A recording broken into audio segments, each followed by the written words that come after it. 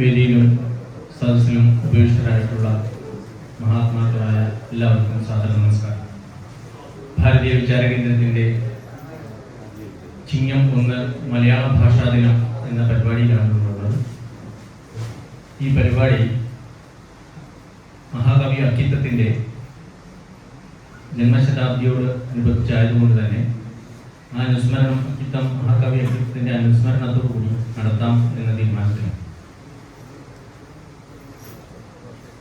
മഹാകവി അക്കിത്തത്തിനെ കുറിച്ച് പറയുമ്പോൾ അദ്ദേഹം മലയാള ഭാഷയ്ക്ക് നൽകിയിട്ടുള്ള സംഭാവനകൾ, അദ്ദേഹത്തിൻ്റെ വീക്ഷണം, കുറ്റുമണ്ണിന്തിരിക്കരളിലേക്കാണ് നീരത്തിൽ നിന്നാദ്യം ഗുരുത്വം പോയി, മാനുഷ വംശ സുഷുമ്ന തന്നറ്റത്തൊരാനന്ദമായി വിടർന്നു പോയി. ഈ ഒരൊറ്റ കവിത മതി അദ്ദേഹത്തിൻ്റെ കാഴ്ചപ്പാടിനെ കുറിച്ച് ലോകം മുഴുവൻ പാടി നടത്താൻ. ഒരു മനുഷ്യന്റെ സംസ്കൃതിയുടെ, ഭാരതീയ സംസ്കൃതിയുടെ ആഴത്തിലുള്ള വരികളാണ്. ഈ വിഷയത്തിനെ കുറിച്ച് ഇവിടെ വിശദമായി മഹാകവി അക്കിത്തത്തിനെ കുറിച്ചും മലയാള സാഹിത്യത്തിനെ കുറിച്ചൊക്കെ പ്രഗത്ഭരായിട്ടുള്ള ആൾക്കാരാണ് സംസാരിക്കാൻ എത്തിയിട്ടുള്ളത്. അതുകൊണ്ട് ആ വിഷയത്തിൽ ഞാൻ അധികം കടന്ന് സംസാരിക്കുന്നില്ല. എന്നിൽ അർപ്പിതമായിട്ടുള്ള കർത്തവ്യം സ്വാഗതം ആശംസിക്കുക എന്നതാണ്. ഇനി ഈ പരിപാടിക്ക് അധ്യക്ഷനായിട്ടുള്ളത് ഭാരതീയ വിചാര കേന്ദ്രത്തിൻ്റെ തന്നെ ജില്ലാ അധ്യക്ഷനായിട്ടുള്ള ഡോക്ടർ MP രവിശങ്കർജി ഒറ്റപ്പാലം NSS കോളേജിലെ ട്രെയിനിങ് കോളേജിലെ അസിസ്റ്റന്റ് പ്രൊഫസറാണ്. അദ്ദേഹത്തെ ഈ വേദിയിലേക്ക് സഹർഷം സ്വാഗതം ചെയ്യും.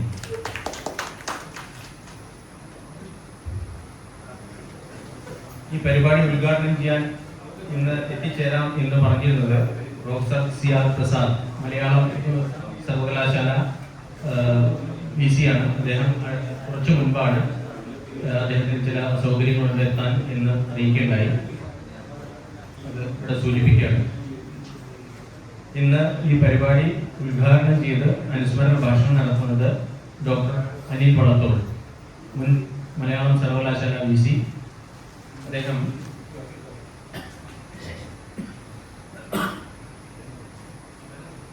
കവി വള്ളത്തോൾ നാരായണമേനോൻ കുടുംബാംഗം, വള്ളത്തോളിന്റെ സഞ്ചാരപഥങ്ങൾ, മലയാള പിറവി, എഴുത്തച്ഛൻ എന്ന പാഠപുസ്തകം, ക്ലാസിക്കൽ മലയാളം, മണിപ്രവാള കാവ്യമാലിക കൃതികൾ, മികച്ച ഡോക്യുമെന്ററിക്കുള്ള Kerala Kalamandalam award, Moorkoth Kumaran endowment award, Srimad Bhagavat Tatva Sameeksha award, PK Smaraka trust award എന്നീ അവാർഡുകളും കൂടാതെ നിരവധി അവാർഡുകളും നേടിയിട്ടുള്ള മികച്ച സാഹിത്യകാരൻ, കൃഷ്ണഗിരി പുരസ്കാരം, അങ്ങനെ നിരവധി പുരസ്കാരങ്ങളും മലയാള സാഹിത്യ രംഗത്ത് അതുല്യ പ്രതിഭയായിട്ടുള്ള ഡോക്ടർ അനിൽ വള്ളത്തോൾ സാറിനെ സഹർഷം ഈ വേദിയിലേക്ക് സ്വാഗതം ചെയ്യുന്നു.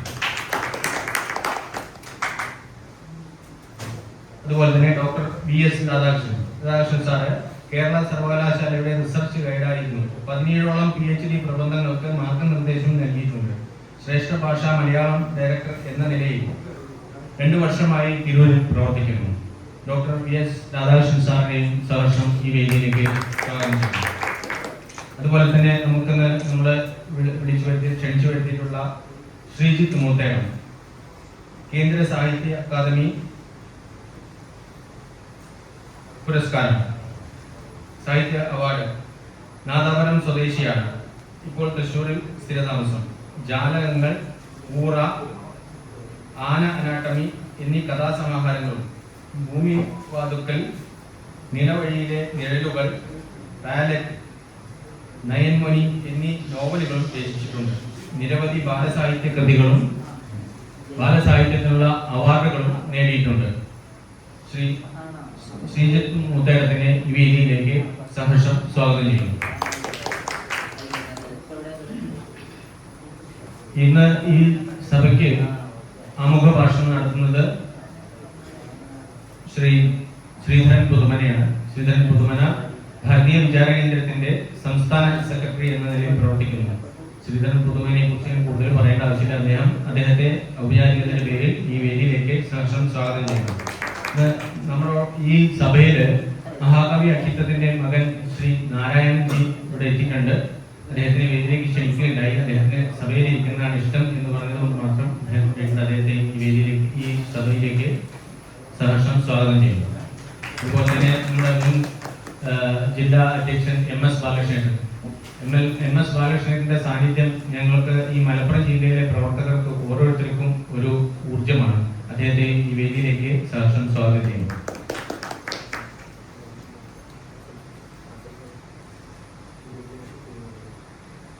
ഈ ഇന്നത്തെ ഈ മലയാള ഭാഷാ ദിനത്തിന് ആശംസ നേരുന്നത് ശ്രീമാൻ തിരൂർ ദിനേശാണ്. തിരൂർ ദിനേശ് തിരൂർ സ്വദേശി തന്നെയാണ്. അദ്ദേഹം ഓറൽ റിസർച്ച് ഫൗണ്ടേഷൻ ഡയറക്ടറാണ്. എഴുത്ത്, ഗവേഷണം ഇതൊക്കെയാണ് അദ്ദേഹത്തിന്റെ മേഖലകൾ. അദ്ദേഹത്തെ ഈ വേദിയിലേക്ക് സഹർഷം സ്വാഗതം ചെയ്യുന്നു. അതുപോലെ തന്നെ നമ്മുടെ ഈ ഭാരതീയ വിചാര കേന്ദ്രമായാലും തപസ്യ കലാസാഹിത്യ വേദികളിലെല്ലാം സ്ഥിരം നമ്മൾക്ക് പ്രചോദനമായി നമ്മുടെ കൂടെ എന്നും നമുക്ക് ഊർജ്ജമായി നിൽക്കുന്ന ശ്രീ സുധീർ പറവൂർ, അദ്ദേഹം ഇന്ന് ഈ സഭയ്ക്ക് ആശംസ പറയുന്നതായിരിക്കും. അദ്ദേഹത്തെ ഈ വേദിയിലേക്ക് സഹർഷം സ്വാഗതം ചെയ്യുന്നു. ഇന്ന് ഈ സഭയ്ക്ക് നന്ദി അർപ്പിക്കുന്നത് ശ്രീ മോഹൻദാസാണ്. മോഹൻദാസ് ജില്ലാ ട്രഷററാണ്. മോഹൻദാസിനെ ഈ വേദിയിലേക്ക് സഹർഷം സ്വാഗതം ചെയ്യുന്നു. ഈ സഭ നിയന്ത്രിക്കുന്നതിന് വേണ്ടി ശ്രീ ഡോക്ടർ MP രവിശങ്കറിനെ ക്ഷണിച്ചുകൊണ്ട് നിർത്തുന്നു. നന്ദി, നമസ്കാരം.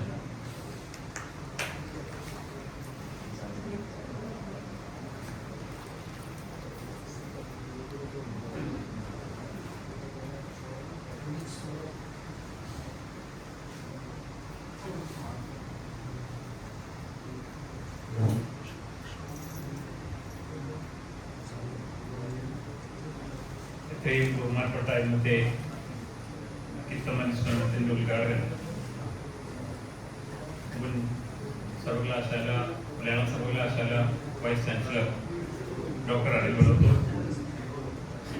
നമ്മൾക്കെല്ലാം പ്രിയപ്പെട്ട ശ്രേഷ്ഠ ഭാഷാ director doctor VS Radhakrishnan sir, ശ്രീധരന്മാർ, ശ്രീജിത്ത് മുത്തരെടുത്ത്, പിന്നെ വിചാര കേന്ദ്രത്തിന്റെ മുതിർന്ന അംഗങ്ങളായ കൃഷ്ണകുമാർജി, ജില്ലാ സെക്രട്ടറിയാണ് MS ബാലകൃഷ്ണൻ, പിന്നെ എല്ലാവർക്കും ഇന്ന് നമുക്കറിയാം മലയാള ഭാഷാ ദിനവും അക്കിത്തം അനുസ്മരണവുമായിട്ട് ഭാരതീയ വിചാര കേന്ദ്രം മലപ്പുറം ജില്ല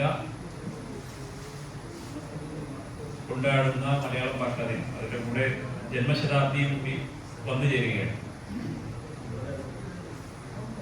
ഭാരതത്തിൽ ക്ലാസിക്കൽ ലാംഗ്വേജ് അല്ലെങ്കിൽ ശ്രേഷ്ഠ ഭാഷാ പദവി കിട്ടിയ ഒരു ഭാഷ എന്നുള്ള രീതിയിൽ നമുക്ക് എല്ലാവർക്കും അഭിമാനിക്കാവുന്ന ഒന്ന് തന്നെയാണ് ആ പദവി. ക്ലാസിക്കൽ ലാംഗ്വേജ് പദവി എങ്ങനെ ഒരു ഭാഷ നേടിയെടുക്കുന്നു എന്നുള്ളത് നമുക്ക് ഭാഷാ പണ്ഡിതരായിട്ടുള്ള നമ്മുടെ വേദിയിലും അതേപോലെ തന്നെ സദസ്സിലും ഇരിക്കുന്ന എല്ലാവർക്കും അറിയുന്നതായിരിക്കും. അതിന്റെ ചരിത്രം, മലയാളത്തിന്റെ ചരിത്രം നമ്മൾ നോക്കിക്കാണുമ്പോൾ പ്രാചീന മലയാളം അത് ഇന്നത്തെ മോഡേൺ മലയാളം അല്ലെങ്കിൽ ആധുനിക മലയാളത്തിലേക്ക് വന്നു ചേരുമ്പോൾ ഈ ഭാഷയുടെ ആ ഒരു ക്ലാസിക്കൽ പദവി സംരക്ഷിക്കപ്പെടുമോ? ഭാഷ ഏതായാലും നിലനിൽക്കും. ഇപ്പൊ നമ്മളെല്ലാവരും സംസാരിക്കുന്നത് ഭാഷ ഉണ്ടാവുമോ, അല്ലെങ്കിൽ ലാറ്റിൻ അമേരിക്കൻ രാജ്യങ്ങളിലും ആഫ്രിക്കൻ രാജ്യങ്ങളിലും ഒക്കെ സംഭവിച്ച പോലെ ഭാഷ ഇല്ലാണ്ടാവുമോ എന്നുള്ളതല്ല, അങ്ങനെയല്ല. പക്ഷെ നമ്മൾക്ക് ഈ പറയുന്ന ഭാഷയുടെ ക്ലാസിക്കൽ പദവി നേടിത്തന്ന ഭാഷയുടെ സൗന്ദര്യം എത്രത്തോളം ഉണ്ട്, അല്ലെങ്കിൽ ഈ അധിനിവേശങ്ങളും ആശയപരമായിട്ടും സാംസ്കാരികമായിട്ടുള്ള അധിനിവേശം നമ്മുടെ ഭാഷയെ തളർത്തുന്നുണ്ടോ എന്നുള്ളത് നമ്മൾ ചിന്തിക്കേണ്ട ഒരു സമയം കൂടിയാണ് എന്ന് ഞാൻ മനസ്സിലാക്കുന്നു. ഇന്ന് നമ്മളുടെ മലയാളം മീഡിയത്തിൽ പഠിക്കുന്ന മലയാളം പഠിക്കുന്ന കുട്ടികൾക്ക് തന്നെ എത്രത്തോളം ഭാഷ കൈകാര്യം ചെയ്യാൻ അറിയാം എന്നുള്ളത് നമ്മൾ അത് ഡിഗ്രി തലത്തിലും ഞാനൊക്കെ കൈകാര്യം ചെയ്യുന്നത് ഡിഗ്രിയും കഴിഞ്ഞ് വരുന്ന കുട്ടികളാണ്. എന്ന് പറഞ്ഞു കഴിഞ്ഞാൽ അധ്യാപക വിദ്യാർത്ഥികളെയാണ് നമ്മളൊക്കെ കൈകാര്യം ചെയ്യാറ്. അപ്പോഴും നമ്മൾക്ക് ഈ പറയുന്ന ഈ ഭാഷയുടെ പ്രയോഗത്തിൽ വരുന്ന ആ ഒരു മാറ്റം അത് നമുക്ക് കാണാം. ഭാഷയുടെ ഇന്നത്തെ ഒരു വേറെ മിറർ ഇമേജ് ആയിട്ട് കാണുന്ന സിനിമയും അതേപോലെ തന്നെ സാഹിത്യ സൃഷ്ടികളിലേക്ക് പോയി കഴിഞ്ഞാൽ നമ്മളുടെ ആ ഭാഷയുടെ ആ തന്മയത്വം പുതിയ നോവലുകളും ഒക്കെ വായിക്കുമ്പോൾ നമ്മൾക്കറിയാം അതിൽ ഏത് ശൈലിയാണ് അവിടെ മുന്നോട്ട് അല്ലെങ്കിൽ ഭാഷയെ വല്ലാതെ സ്വാധീനിക്കുന്നത് എന്നുള്ളത് നമുക്ക് പഠിക്കേണ്ട വിഷയം തന്നെയാണ്.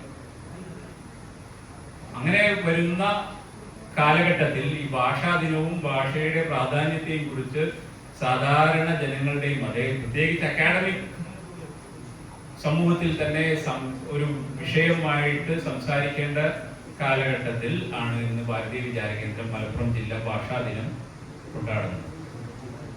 നമുക്കറിയാം ഈ മലയാള ഭാഷാ ചരിത്രത്തിൽ അല്ലെങ്കിൽ സാഹിത്യത്തിൽ മോഡേൺ ആധുനിക മലയാളത്തിൽ തന്നെ നമുക്ക് 1900 അല്ലെങ്കിൽ നമ്മുടെ ഭാരതത്തിന്റെ സ്വാതന്ത്ര്യത്തിന്റെ ശേഷം നോക്കി കണ്ടു കഴിഞ്ഞാൽ മലയാളം ഭാഷയിൽ ഈ പറയുന്ന ഭാഷയുടെ തന്മയത്വം നിലനിർത്തിക്കൊണ്ട് സാഹിത്യ രചനകൾ നടത്തിയ നമ്മുടെ മഹാകവി അക്കിത്തം, അദ്ദേഹത്തിന്റെ ജന്മശതാബ്ദി അതിൽ ഇപ്പൊ പറഞ്ഞു, എല്ലാവരും ഓരോ കവിതകളായിട്ടും ഒക്കെ പറഞ്ഞു 20-ാം നൂറ്റാണ്ടിന്റെ ഇതിഹാസവും എല്ലാം ഇവിടെ ഓർമ്മിച്ചെടുക്കുന്നു. അപ്പൊ ഇനി വരുന്ന ആൾക്കാരും അത് പറയുന്നതേ. പക്ഷെ ആ ഒരു രീതിയിൽ ഭാഷയുടെ ശക്തി മനസ്സിലാക്കി അതിന്റെ സൗന്ദര്യം മനസ്സിലാക്കി സാധാരണക്കാരുടെ പ്രശ്നങ്ങൾ വളരെ തന്മയത്വത്തോടെ അതിന്റെ ഒരു സ്പിരിച്വാലിറ്റി, ഇപ്പൊ നമുക്കറിയാം ഭാഷയുടെ എല്ലാ ഭാഷകളുടെയും തുടക്കം ഒരു തിയോളജിക്കൽ ഒരു ബേസിസിലാണ് എന്ന് പറഞ്ഞു കഴിഞ്ഞാൽ നമുക്കറിയാം ഭക്തി പ്രസ്ഥാനം എന്നൊക്കെയാണ് മലയാളത്തിൽ പറയുന്നത്.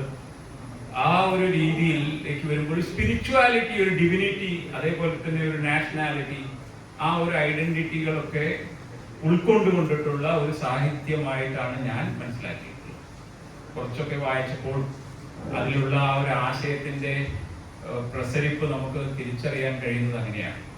അതുകൊണ്ട് തന്നെ അദ്ദേഹത്തിനെ വേറിട്ട് നിർത്തുകയും വേറിട്ട് നമുക്ക് കാണുകയും ചെയ്യാം. ഈ പറയുന്ന സ്വാതന്ത്ര്യത്തിന്റെ ശേഷമുള്ള മലയാള സാഹിത്യത്തിൽ വേറിട്ട് നിൽക്കുന്ന ഒരു കവിയായിട്ട്, സാഹിത്യകാരനായിട്ട്, ഒരു റൈറ്റർ എന്നുള്ള രീതിയിൽ നമുക്ക് അദ്ദേഹത്തെ നോക്കിക്കാണാം, നമുക്ക് അഭിമാനിക്കുകയും ചെയ്യാം എന്നുള്ളത്. അപ്പൊ ഇത്രയൊക്കെ കാര്യങ്ങളാണ് ശരിക്കും ഇപ്പൊ ഈ ഒരു 2 ഭാഷാ ദിനവും അക്കിത്തത്തിന്റെ അനുസ്മരണം. അതിൽ നമുക്ക് വളരെ അധികം അഭിമാനിക്കാവുന്ന 2 പേരെ തന്നെ ഈ ഒരു വിഷയാവതരണത്തിനും ഉദ്ഘാടനത്തിനും കിട്ടി എന്നുള്ളതും നമ്മുടെ ഭാഗ്യമാണ്. മലയാള സാഹിത്യത്തിന്റെ ഒരു അഡ്രസ്സായിട്ട് കാണാവുന്ന രീതിയിൽ നമുക്ക് വള്ളത്തോൾ കുടുംബത്തിൽ നിന്ന് തന്നെ വന്ന അനിൽ വള്ളത്തോൾജി, അതേപോലെ തന്നെ ഇപ്പം മലയാളം സർവകലാശാല എന്നുള്ള രീതിയിൽ കേരളത്തിൽ തുടങ്ങിയ ഒരു സർവകലാശാലയിൽ ഈ പറഞ്ഞ ശ്രേഷ്ഠ ഭാഷ എന്നുള്ള ഒരു ഡിപ്പാർട്ട്മെന്റ് സെൻട്രൽ ഗവൺമെന്റും സെൻട്രൽ ഇൻസ്റ്റിറ്റ്യൂട്ട് ഓഫ് ലാംഗ്വേജസ് ഒക്കെ ചേർന്നിട്ടുള്ള അതിന്റെ ഡയറക്ടറുമായിട്ടുള്ള VS രാധാകൃഷ്ണൻ സർ, ഇത്രയൊക്കെ പറഞ്ഞ് ഞാനെന്റെ അധ്യക്ഷ ഭാഷണം നിർത്തുന്നു. ഇതിലേക്ക് ഉദ്ഘാടന പ്രസംഗം നടത്താനും ഉദ്ഘാടനം ചെയ്യാനും വേണ്ടിയിട്ട് നമ്മളുടെ ഡോക്ടർ അനിൽ ആമുഖ പ്രഭാഷണത്തിനായിട്ട് ശ്രീധരൻ പുതുവന സംസ്ഥാന സെക്രട്ടറി ഭാരതീയ വിചാര കേന്ദ്രത്തിലെ വേദിയിലേക്ക് ക്ഷണിക്കും. നന്ദി.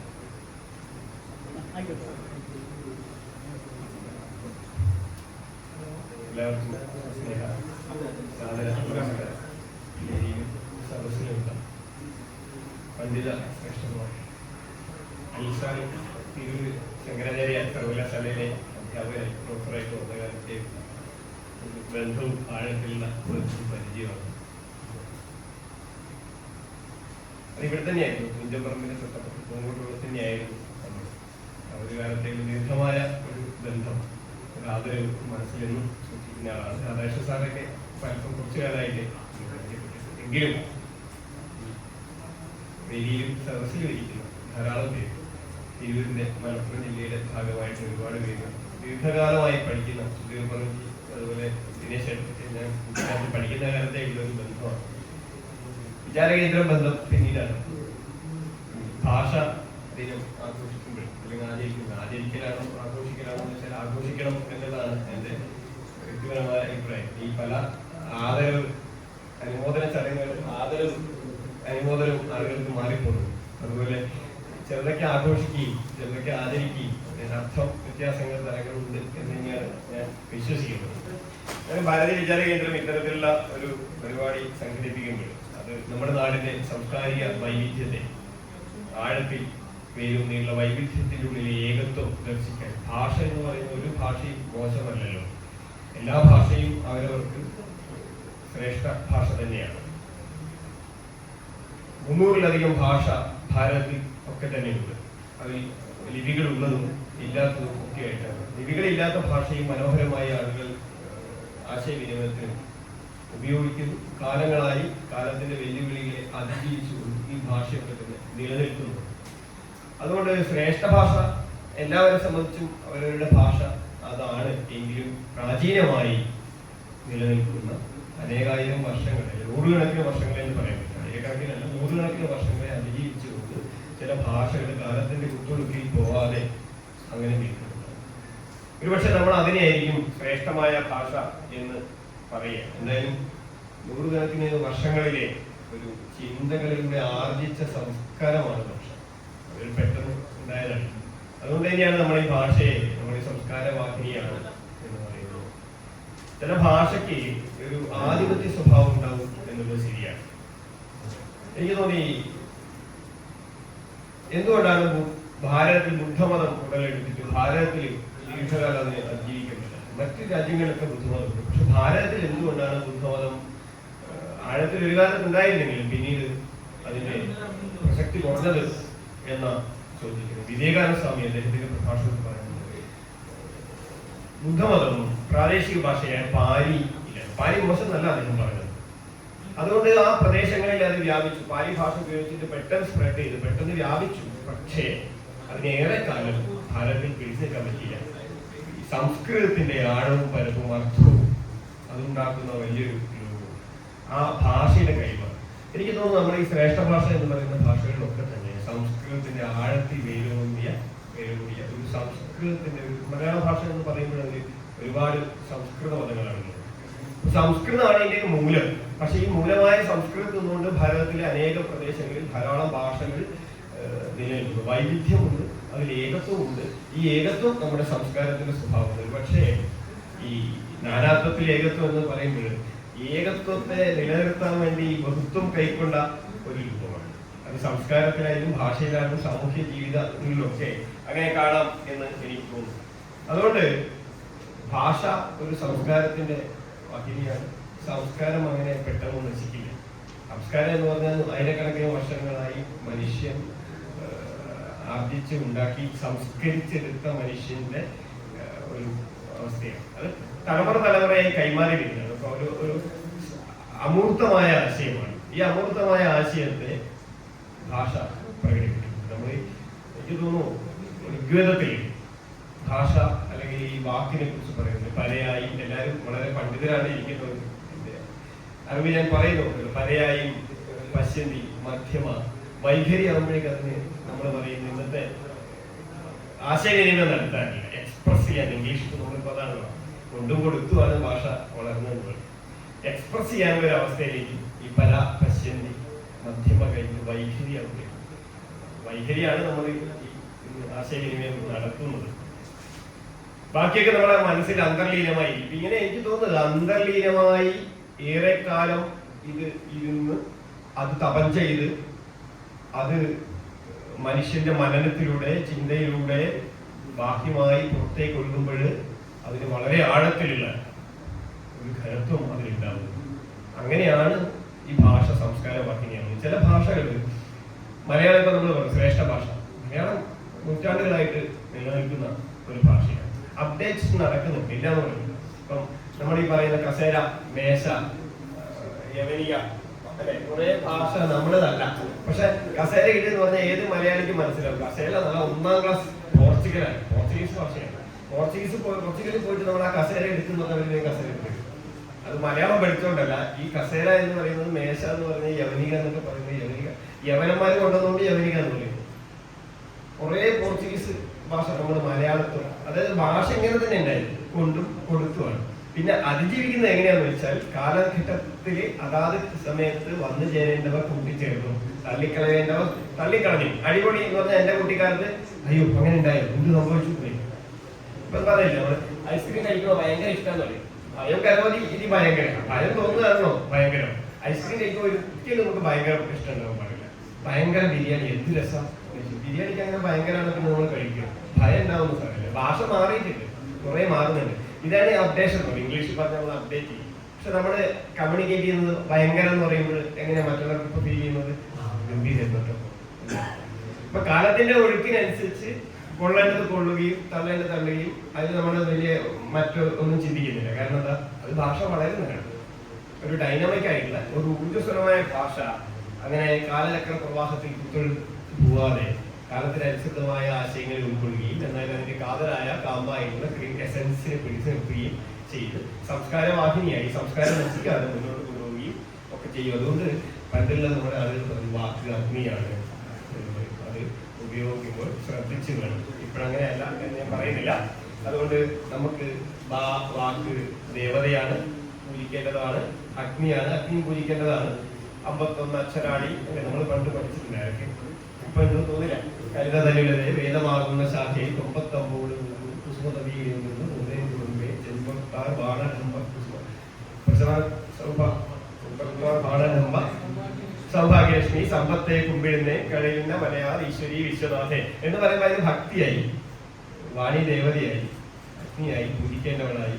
ഇങ്ങനെ ഭാഷയെ നമ്മൾ കാലാകാലങ്ങളായി അതാത് സമയത്ത് വാഗ്ദേവതയായും അഗ്നിയായും അനശ്വരമായ നമ്മുടെ ചിന്തയുടെ ഭാഗമായും സംസ്കാരവാഹിനിയുമായും കൊണ്ട് നടന്നാണ് ഇവിടെ എത്തിയത്.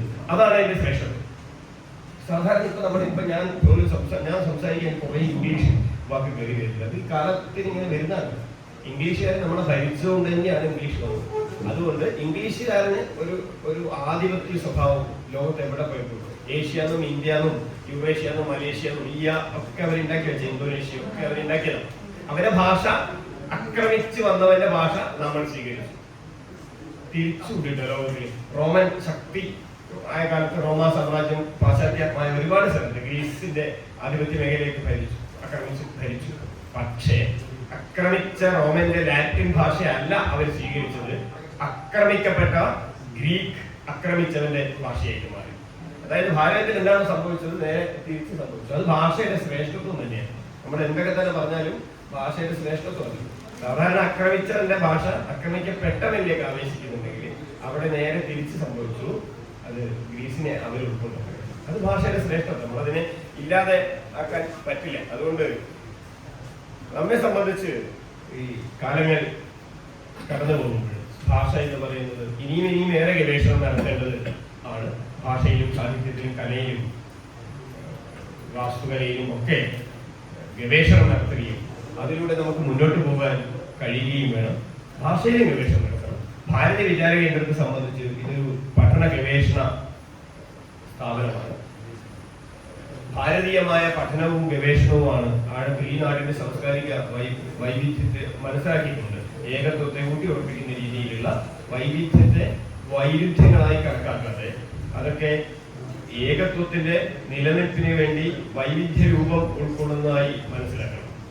അങ്ങനെ മനസ്സിലാക്കിക്കൊണ്ട് ഈ രാഷ്ട്രത്തിന്റെ ഏകത്വത്തെ ഊട്ടിയുറപ്പിക്കാനുള്ള, ഭാരതത്തിന്റെ സാംസ്കാരിക ഏകതയെ ഊട്ടിയുറപ്പിക്കാനുള്ള വൈചാരികമായ ഒരു മേഖല തുറക്കുകയാണ് ഭാരതീയ വിചാര കേന്ദ്രം. ആ അർത്ഥത്തിൽ നമ്മുടെ പ്രവൃത്തിയും ചിന്തയും ഭാരതീയമാണ്. ഭാരതീയമായ നമ്മുടെ പ്രവൃത്തിയും ചിന്തയും ഊന്നൽ നൽകിക്കൊണ്ടുള്ള ഒരു പഠന ഗവേഷണ കേന്ദ്രമാണ് ഭാരതീയ വിചാര കേന്ദ്രം. അതുകൊണ്ട് ആ ഒരു കർത്തവ്യമാണ് നമുക്ക് ചെയ്യാനുള്ളത്. അതാണ് നമ്മൾ ചെയ്യുന്നത്. അതുകൊണ്ട് പരമമായ സത്യത്തെ കുറിച്ച് അറിയാനുള്ള ഉപാധിയാണ് നമുക്ക് ഭാഷയും ചിന്തയും ഒക്കെ തന്നെ. വിചാരകേന്ദ്രം ആ ഒരു സത്യത്തിലേക്ക് എത്തിച്ചേരാനുള്ള സമൂഹ നിർമ്മിതിയാണ്, രാഷ്ട്ര പുനർനിർമ്മാണമാണ് നാം ആഗ്രഹിക്കുന്നത്. വൈവിധ്യപൂർണമായ ഭാഷയും ചിന്തയെയും ഏകത്വം എന്ന നൂലിൽ ബന്ധിച്ചുകൊണ്ട് വൈവിധ്യത്തെ അംഗീകരിച്ചുകൊണ്ട് മുന്നേറാൻ നമുക്ക് സാധിക്കട്ടെ. അതിനുവേണ്ടി ആവട്ടെ ഭാരതീയ വിചാര കേന്ദ്രത്തിന്റെ പ്രവർത്തനങ്ങളും മറ്റൊന്ന് മാത്രം ആശംസിച്ചുകൊണ്ട് ഞാൻ ഒരിക്കൽ കൂടി എല്ലാവർക്കും ആദരവോടെ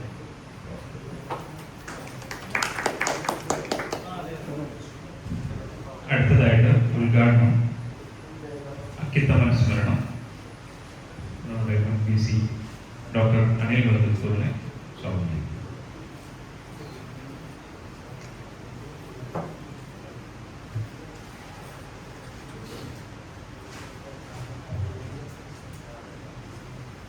ബഹുമാന്യനായ അധ്യക്ഷൻ ശ്രീ രവിശങ്കർ, വേദിയിൽ സന്നിഹിതരായ എൻ്റെ പ്രിയ സുഹൃത്ത് ശ്രീ PS രാധാകൃഷ്ണൻ, കേന്ദ്രത്തിൻ്റെ ഡയറക്ടറാണ്, ശ്രീ ശ്രീധരൻ, ശ്രീജിത്ത്, സദസ്സിൽ സന്നിഹിതരായ MS ബാലകൃഷ്ണൻ, തിരൂർ ദിനേശ്, സുധീർ കൗർ, കൃഷ്ണാനന്ദൻ ഉൾപ്പെടെയുള്ള മറ്റ് സുഹൃത്തുക്കളെ, പ്രിയപ്പെട്ട സഹോദരി സഹോദരന്മാരെ, ചിങ്ങം 1 മലയാള ദിനമായി കേരളമെങ്ങും ആഘോഷിച്ചു വരികയാണ്.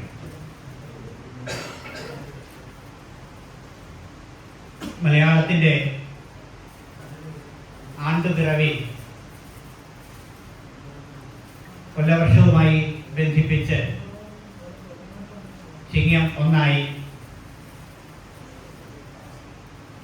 നിശ്ചയിച്ചിട്ട് 1000-ലധികം വർഷം കഴിഞ്ഞു.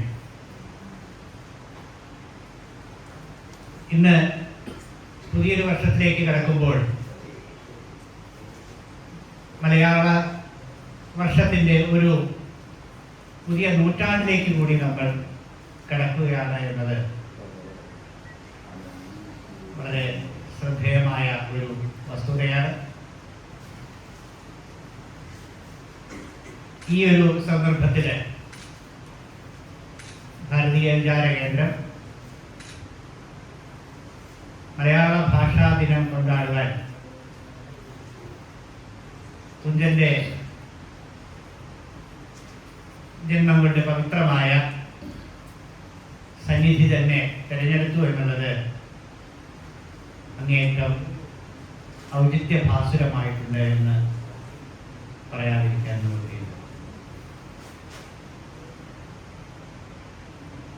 പൈതലാം മലയാള ഭാഷ തൻ ശരിയായ ജാതകം കുറിച്ചിട്ടത് തിരുനാരായണം താൻ എന്നാണ് എഴുത്തച്ഛന്റെ തൂലികയെ കുറിച്ച് മഹാദേവർ പാടിയിട്ടുള്ളത്.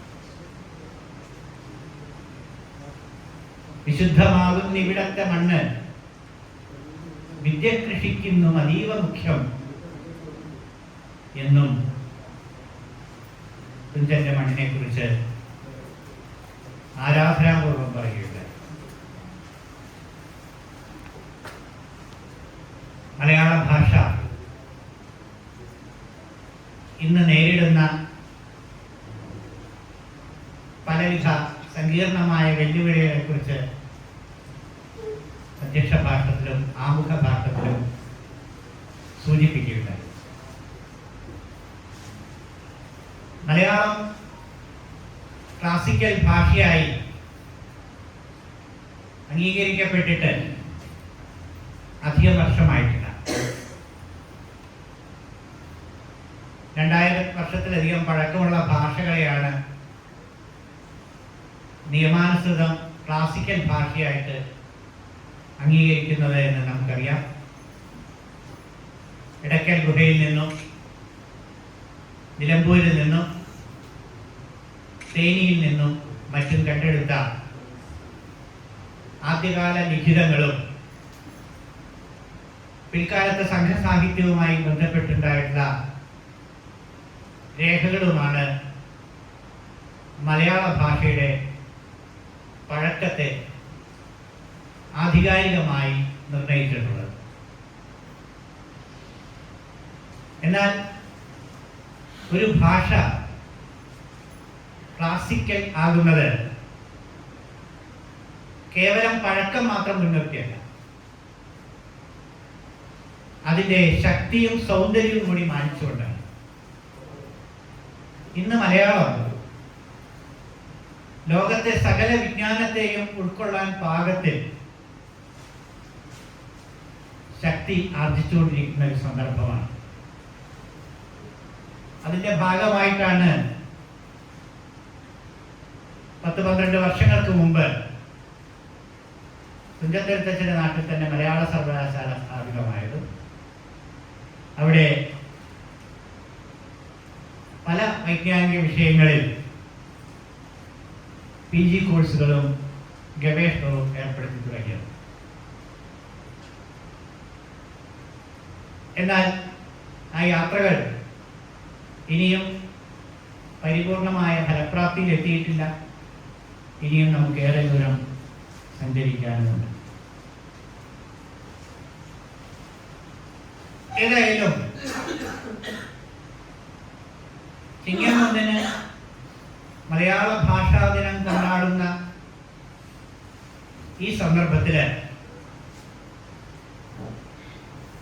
ഭാരതീയ വിചാരവേദി തെരഞ്ഞെടുത്തിരിക്കുന്ന ഒരു ചർച്ചാ വിഷയം മഹാകവി അക്കിത്തത്തെ മുൻനിർത്തിയിട്ടുള്ള ഒന്നാണ്. നമുക്ക് എല്ലാവർക്കും അറിയാവുന്നതുപോലെ മഹാകവി അക്കിത്തം മലയാള ഭാഷ സംസ്കൃതിയുടെ വികാസത്തിന് വേണ്ടി ചെയ്ത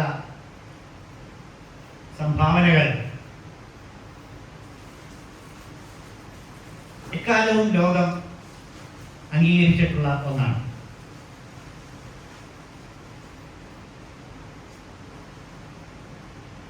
മഹാകവി അക്കിത്തത്തിന്റെ ഭാഷണത്തിലും കവിതയിലും ഗദ്യ ലിഖിതങ്ങളിലും അദ്ദേഹം ഒരുപോലെ മലയാള ഭാഷയുടെ പ്രാമാണ്യത്തെ എടുത്തു കാട്ടിയിട്ടുണ്ട്.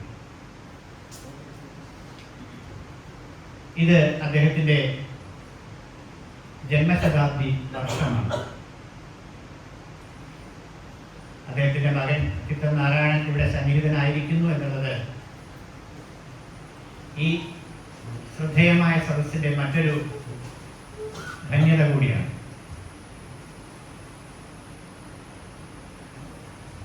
മഹാകവി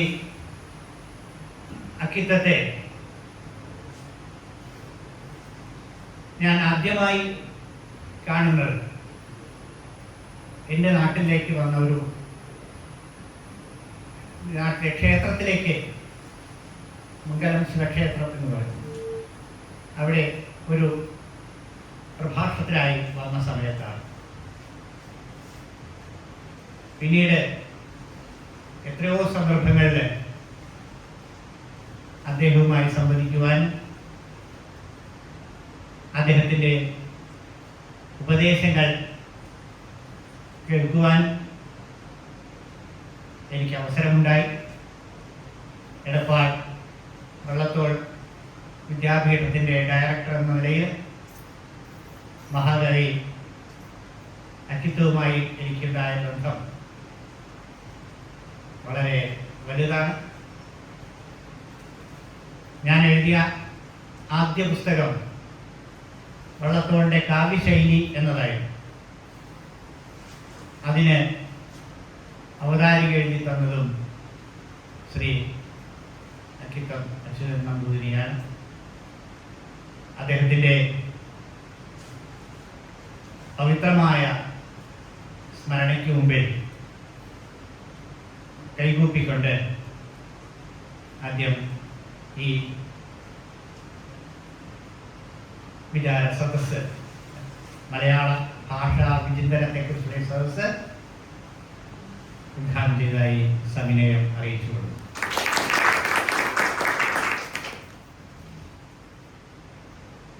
മഹാകവി അക്കിത്തത്തെക്കുറിച്ചുള്ള ഒരു അനുസ്മരണം കൂടി എന്നിൽ അർപ്പിതമായിട്ടുണ്ട്. വളരെ വിശാലമായ അദ്ദേഹത്തിൻ്റെ കാവ്യജീവിതത്തിലേക്കും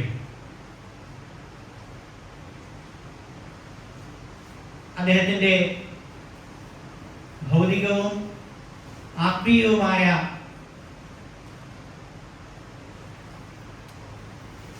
മണ്ഡലങ്ങളിലേക്കും കടന്നുപോകാൻ സമയം അനുവദിക്കുന്നില്ല. ഞാൻ ഇവിടെ ആഗ്രഹിക്കുന്നത് അക്കിത്തം തുഞ്ചൻ പറമ്പുമായും മലയാള ഭാഷയുമായും ചിങ്ങമാസവുമായും ഇടപെട്ടുകൊണ്ട് നടത്തിയ ചില ആലോചനകളും അതുമായി ബന്ധപ്പെട്ട് അദ്ദേഹം രചിച്ചിട്ടുള്ള കവിതകളെക്കുറിച്ചുള്ള ഏകദേശ ധാരണകൾ പങ്കുവയ്ക്കലുമാണ്. അതിനായി ആ മേഖലയിൽ അദ്ദേഹം ചെയ്തിട്ടുള്ള ചില വീക്ഷണങ്ങളെ പ്രിയപ്പെട്ട സദസ്സിന് മുമ്പിൽ അവതരിപ്പിക്കുകയാണ്. നമുക്ക് ഏവർക്കും ചിങ്ങമാസത്തിന്റെ കടന്നുവരവ് എന്നത് ദുരിത കർക്കിടകത്തിന്റെ വഴിമാറലാണ്. എന്നാൽ ഇപ്പോൾ കാലങ്ങളും ഋതുക്കളും ഒക്കെ മാറി മറിയുന്നുണ്ട്. കനത്ത മഴ ഇന്ന് രാവിലെ മുതൽ നമ്മളെ അഭിമുഖീകരിച്ചുകൊണ്ടിരിക്കുകയാണ്. എങ്കിലും ചിങ്ങമാസം പ്രതീക്ഷയുടേതാണ്. വറുതിയുടെ നാളുകൾ അസ്തമിക്കുകയും ഐശ്വര്യത്തിന്റെയും ക്ഷേമത്തിന്റെയും നാളുകൾ നമ്മുടെ ജീവിതത്തിലേക്ക് കടന്നു വരികയും ചെയ്യുമെന്ന ഒരു ശുഭപ്രതീക്ഷയുടെ സ്വാഗതം മുതലാണ് ഓരോ ചിങ്ങമാസത്തിൻ്റെയും, മറ്റൊരു തരത്തിൽ പറഞ്ഞാൽ ഓരോ പുതുവർഷത്തിൻ്റെയും വരവ്.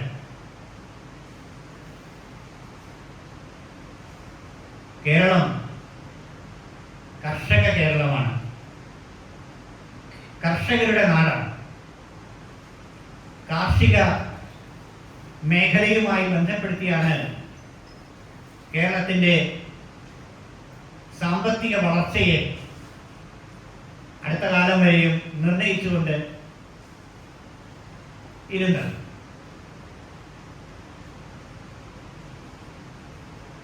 വള്ളത്തോളിന്റെ തന്നെ ഒരു കവിതയിൽ പറയുന്നുണ്ട്,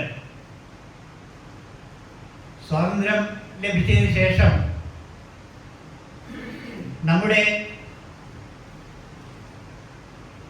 സ്വാതന്ത്ര്യത്തെ എങ്ങനെയാണ് പരിപാലിക്കേണ്ടത് എന്ന് പറയുന്ന സന്ദർഭത്തില് കർഷകരായ മലയാളികൾക്ക് അദ്ദേഹം നൽകുന്ന ഒരു നിർദ്ദേശമുണ്ട്. ചാണകം വാരാൻ വേണ്ടി കുമ്പിട്ട് കൊഴുകന്മയെ താണു നിൽക്കൊല്ലേ കെടുനീതിതൻ തിരുമുമ്പിൽ ചുമലേ വഹിച്ചു കൊഴുക ആസ്ഥയാ കലപ്പയെ ചുമന്നു പോകായിക നീ സ്വാർത്ഥത്തിൻ നിയോഗത്തെ എന്ന്. ഇതൊരു വലിയ സന്ദേശമായി മഹാകവി വള്ളത്തോളിന്റെ പാതകളിലൂടെ സഞ്ചരിക്കുവാൻ വളരെയധികം കൗതുകമുണ്ടായിരുന്ന ഒരു കവിയായിരുന്നു അക്കിത്തം. വള്ളത്തോൾ മരിച്ചപ്പോൾ എന്ന് പറയുന്ന ഒരു കവിതയില് മഹാകവിയുടെ സാഹിത്യ സാധനയെ എങ്ങനെയാണ് താൻ ഉൾക്കൊണ്ടത് എന്ന വിധം വിവരിക്കുന്നുണ്ട്. ഒരു സന്ദർഭത്തിൽ അക്കിത്തം പറയുകയുണ്ടായി, വള്ളത്തോളിനെ പോലെ ഭാവപ്രകാശന ശേഷി ഉള്ള മറ്റൊരു കവി ഞാൻ കണ്ടിട്ടില്ല മലയാളത്തിൽ എന്ന്. അങ്ങനെ നമ്മുടെ പാരമ്പര്യത്തെ വളരെയധികം മാനിച്ച ഒരു കവിയാണ് മഹാകവി അക്കിത്തം. മലയാള ഭാഷയുടെ അത് കടന്നു വന്ന വഴികളെക്കുറിച്ച് കൃത്യമായ ബോധ്യം അക്കിത്തത്തിനുണ്ടായിരുന്നു. മണിപ്രവാളത്തിൻ്റെയും പാട്ടിൻ്റെയും നാടോടി സംഗീതത്തിൻ്റെയും കൈവഴികളിലൂടെ വളർന്നു വന്ന മലയാള കവിത പിന്നീട് ചമ്പു പ്രസ്ഥാനത്തിലൂടെയും ആട്ടക്കഥാ പ്രസ്ഥാനത്തിലൂടെയും വെൺമണി പ്രസ്ഥാനത്തിലൂടെയും ഒക്കെ കടന്നു വന്ന്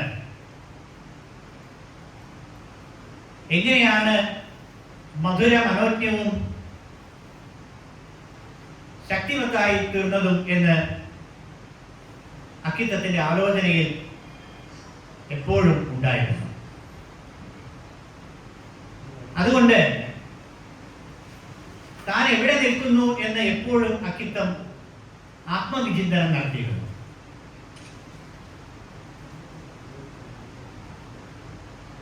വാൽമീകിയുടെയും വ്യാസന്റെയും ഭാസന്റെയും ഒക്കെ മഹത്തായ ആ ഒരു കണ്ണിയുടെ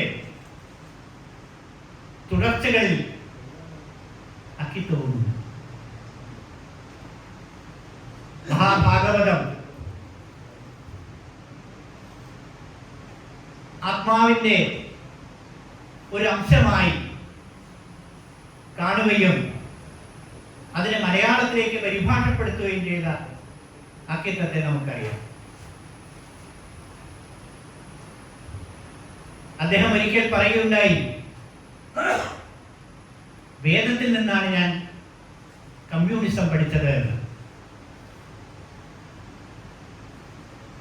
വേദങ്ങളെയും ഉപനിഷത്തുകളെയും നമ്മുടെ ജ്ഞാനശാസ്ത്രങ്ങളെയും ക്രാന്തദർശിത്വത്തോടുകൂടി നിരീക്ഷിച്ചിട്ടുള്ള ഒരു കവിയായിരുന്നു അക്കിത്തം. അതുകൊണ്ട് തന്നെ മലയാള ഭാഷയോടും തുഞ്ചത്തെഴുത്തച്ഛനോടും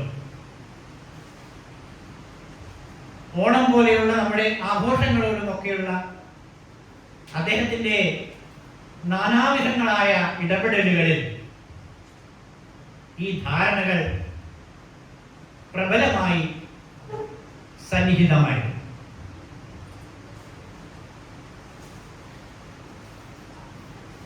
ഒരിക്കൽ അദ്ദേഹവുമായുള്ള ഒരു സംഭാഷണത്തിൽ ഞാൻ വള്ളത്തോൾ കുടുംബാംഗമാണ് എന്ന് പറഞ്ഞ സന്ദർഭത്തില് മഹാകവി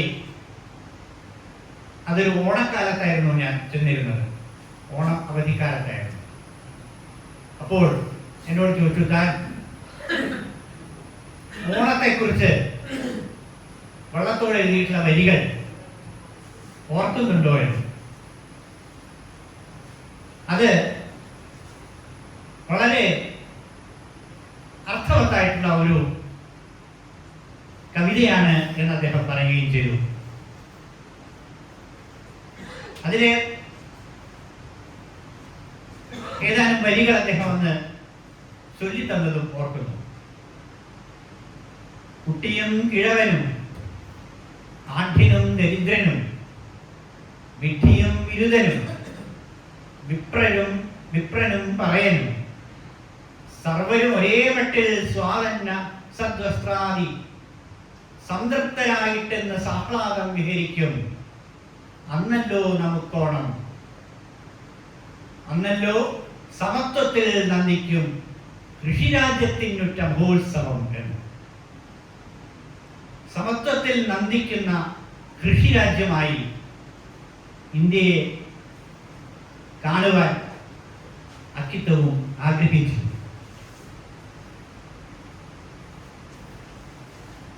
ഞാൻ ഋഷി കവി എന്നാണല്ലോ പറയുക. ഋഷിയല്ലാത്തവൻ കവിയല്ല.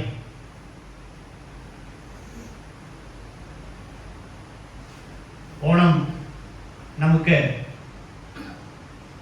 പല പ്രതീക്ഷകളുടെയും പല വിധത്തിലുള്ള സൗവർണ സങ്കല്പങ്ങളുടെയും സ്വപ്നങ്ങളുടെയും ഒരു സങ്കല്പനമാണ്. അതുകൊണ്ട് തന്നെ എങ്ങനെയാണ് ചിങ്ങമാസത്തെ വരവേൽക്കേണ്ടത് എന്നും, ചിങ്ങമാസം നമുക്ക് പ്രത്യേകിച്ച് ചിങ്ങം 1 ഒരു ശുഭമുഹൂർത്തമായിട്ടാണ് നമ്മൾ കണ്ടുവരാറുള്ളത്. ഗൃഹപ്രവേശത്തിന് അനുയോജ്യമായ നാളായും മറ്റ് പല ആഘോഷങ്ങൾക്കും പ്രിയപ്പെട്ട നാളായും തുഞ്ചത്തെഴുത്തച്ഛൻ മലയാള സർവകലാശാലയ്ക്ക് അടിക്കല്ലിട്ടതും ഒരു ചിങ്ങം 1-നാണ്. അങ്ങനെ വിശേഷ അവസരങ്ങൾക്ക് അത് MT വാസുദേവൻ നായരായിരുന്നു അത് നിർവഹിച്ചു. അപ്പൊ അങ്ങനെയുള്ള അതുകൊണ്ട് പല അർത്ഥത്തിലും മലയാള സർവകലാശാലയുടെ പ്രതിനിധികൾ ഈ ഒരു സന്ദർഭത്തിൽ ഉണ്ടാവുന്നത് ശ്രീ VS രാധാകൃഷ്ണനിലൂടെ ഉണ്ടാവുന്നത് എന്തുകൊണ്ടും ഔചിത്യപൂർണമാണ് എന്ന് ഞാൻ കരുതുന്നു. അക്കിത്തത്തിന്റെ ഒരു കവിതയില് വീണ്ടും തുഞ്ചൻ പറമ്പിൽ എന്ന് പറയുന്ന ഒരു കവിതയുണ്ട്. അതിൽ അദ്ദേഹം പറയുന്നുണ്ട്, ഈ അക്കിത്തത്തെ കുറിച്ചുള്ള ചില ആലോചനകളില് അദ്ദേഹം ഐഹിക ജീവിതത്തെ എങ്ങനെയാണ് നിരീക്ഷിച്ചത് എന്നതിനെ കുറിച്ചുള്ളൊരു വസ്തുത ചർച്ച ചെയ്യപ്പെടാറുണ്ട്. വീണ്ടും തുഞ്ചൻ പറമ്പിൽ എന്ന് പറയുന്ന കവിതയില് അദ്ദേഹം ഇങ്ങനെ പറയുന്നു: തെറ്റായിരിക്കാം, ശരിയായിരിക്കാം, പറ്റിയിലെനിക്ക് ഐഹിക ജീവിതത്തെ എറ്റിത്തെറിപ്പിക്കുവാൻ ഉഷസ്സിൻ മുറ്റത്ത് പുഷ്പങ്ങൾ ചിരിച്ചു നിൽക്കേ. ഉഷസ്സിന്റെ മുറ്റത്ത് പുഷ്പങ്ങൾ ചിരിച്ചു നിൽക്കേ എനിക്ക് ഐഹിക ജീവിതത്തെ തിരസ്കരിക്കുവാൻ സാധ്യമല്ല. ഈ ലോക ജീവിതത്തെ നന്മതിന്മകളെയും സുഖദുഃഖങ്ങളെയും കണ്ടുകൊണ്ട് അവയ്ക്ക് പരിഹാരം അന്വേഷിച്ചുകൊണ്ട് നടന്നിരുന്നവരാണ് മുൻഗാമികളായിട്ടുള്ള മഹത് വ്യക്തികൾ. പ്രപഞ്ചം മുഴുവൻ ദുഃഖം നിറഞ്ഞതാണെങ്കിൽ ആ ദുഃഖത്തിൽ മുഴുകി നിരാശനാകുവാൻ മഹാകവി അക്കിത്തം ഒരിക്കലും ആഗ്രഹിച്ചിരുന്നില്ല. നിരാശയെ എങ്ങനെ അതിജീവിക്കാം, ദുഃഖത്തെ എങ്ങനെ മറികടക്കാം എന്ന് അനുനിമിഷം അദ്ദേഹം ആലോചിച്ചുകൊണ്ടിരുന്നു.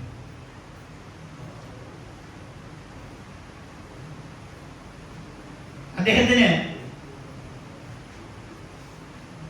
മലയാള ഭാഷയുടെ പ്രതിനിധി എന്ന് നമുക്ക് എല്ലാം കൊണ്ടും വിശേഷിപ്പിക്കാവുന്ന തുഞ്ചത്തെഴുത്തച്ഛൻ, ആ ആചാര്യൻ നൽകിയിട്ടുള്ള പല വിധങ്ങളായിട്ടുള്ള പാഠങ്ങളെ കുറിച്ച് ആ കവിതയിൽ പറയുന്നുണ്ട്. വന്നു പലപ്പോഴും ഇതിനു മുമ്പും നിന്നു തപോർജസ്സിലിറങ്ങി മുങ്ങി ഒന്നേ ശരിക്കുള്ളു ജഗത്തിലെന്ന് ചൊന്നു ഭവാൻ എന്നോട് 100 വട്ടം. എഴുത്തച്ഛൻ അക്കിത്തത്തോട് പറഞ്ഞത് എന്താണെന്ന് അക്കിത്തം നമ്മളോട് പറയുന്നു. പലപ്പോഴും സ്വപ്നത്തിൽ അക്കിത്തത്തിലെ ആചാര്യന്റെ ദർശനമുണ്ടായിരുന്നു. എത്രയോ വട്ടം തുഞ്ചൻ പറമ്പിലെ കവി സമ്മേളനത്തിൽ അദ്ദേഹം പങ്കെടുത്തിരുന്നു. അപ്പോഴൊക്കെയും ആചാര്യൻ അദ്ദേഹത്തോട് മൊഴിഞ്ഞത് എന്തായിരിക്കാം? ഈ ജീവിതത്തില് ജീവിതം എന്ന് പറയുന്നത് നശ്വരമാണ് എന്ന് അക്കിത്തം എല്ലായ്പ്പോഴും ഉൾക്കൊണ്ട തത്വം തന്നെയാണ്. ജലത്തിലെ പോളകൾ എന്ന പോലെ ജലം. അങ്ങനെ മനുഷ്യന്റെ ജീവിതം ചഞ്ചലമാണ്, അത് ക്ഷണികമാണ്, ഭോഗങ്ങളെല്ലാം ക്ഷണപ്രഭാ ചഞ്ചലമാണ് എന്ന തത്വം എഴുത്തച്ഛൻ അക്കിത്തത്തോട് പറഞ്ഞതായി അദ്ദേഹം മനക്കണ്ണിൽ കാണുന്നു.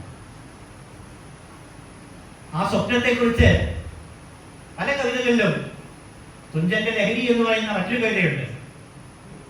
തുഞ്ചന്റെ ലഹരി എന്ന് പറയുന്ന അക്കിത്തത്തിന്റെ മറ്റൊരു കവിതയില് എഴുത്തച്ഛൻ അക്കിത്തത്തോട് ചോദിക്കുകയാണ്, നിനക്കെന്തോ മനെ തരേണ്ടു ഞാൻ വെറും അനുഗ്രഹമെന്ന് വിറച്ചിരൻ കണ്ഠം. ചിരിച്ചാൻ അദ്ദേഹം ഉറച്ചൊന്നുച്ചത്തിൽ, ധരിക്ക നിന്നെപ്പോലൊരുത്തനീ ഞാനും. അനുഗ്രഹിക്കുവാൻ മനുഷ്യനാര്? എന്റെ അനുഗ്രഹം അനുഗ്രഹിക്കുവാൻ മനുഷ്യനാര്? എന്നാൽ കുടിച്ചിടാം മൗലി നമുക്ക് അഖിലർക്കും.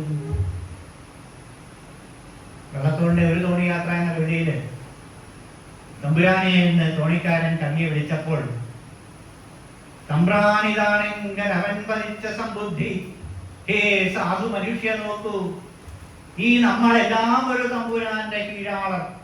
ആരാക്കിന തമ്പുരാനാം, നിന്റേതിലും മുന്തിയതായി വരാം എന്നുടുപ്പ്, ഇതാർക്കും കടയിൽ കിടക്കും.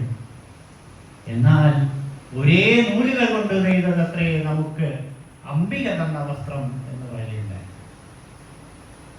ഈ മനുഷ്യരെല്ലാം ഒരു വലിയ ഈശ്വരന്റെ, ആ ഈശ്വരൻ ആര് എന്ന് അക്കിത്തം പറയുന്നുണ്ട്.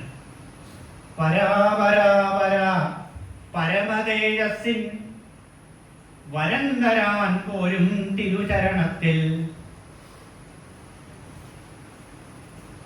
അദ്ദേഹത്തിന്റെ മുന്നിലാണ്, ആ പരമ തേജസ്സിന്റെ മുന്നിലാണ് നമ്മൾ തല കുനിക്കേണ്ടത്.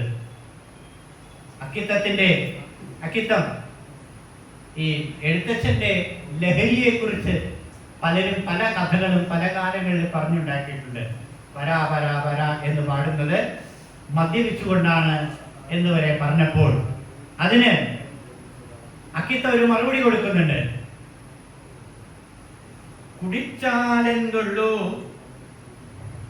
കുറവെനിക്കുണ്ണി, കുടിച്ചു മൂക്കറ്റൻ കുടിച്ചു ഞാൻ, പക്ഷേ ഉടത്തിലാക്കിയ മരനീരല്ല, മലിനതയല്ല, മരണനീരല്ല, വിരാമമില്ലാത്ത ഹരം പിടിപ്പിക്കും പരാപര പ്രേമ സുധാരസമത്രേ. ആ പരമ പ്രേമ സുധാരസമാണ് എഴുത്തച്ഛൻ നുകർന്നത്. ആ എഴുത്തച്ഛൻ നുകർന്ന പരമ പ്രേമ സുധാരസത്തിന്റെ ഒരു തുള്ളിയെങ്കിലും തനിക്ക് കിട്ടിയെങ്കിൽ എന്നായിരുന്നു അക്കിത്തം അഭിലഷിച്ചിരുന്നത്.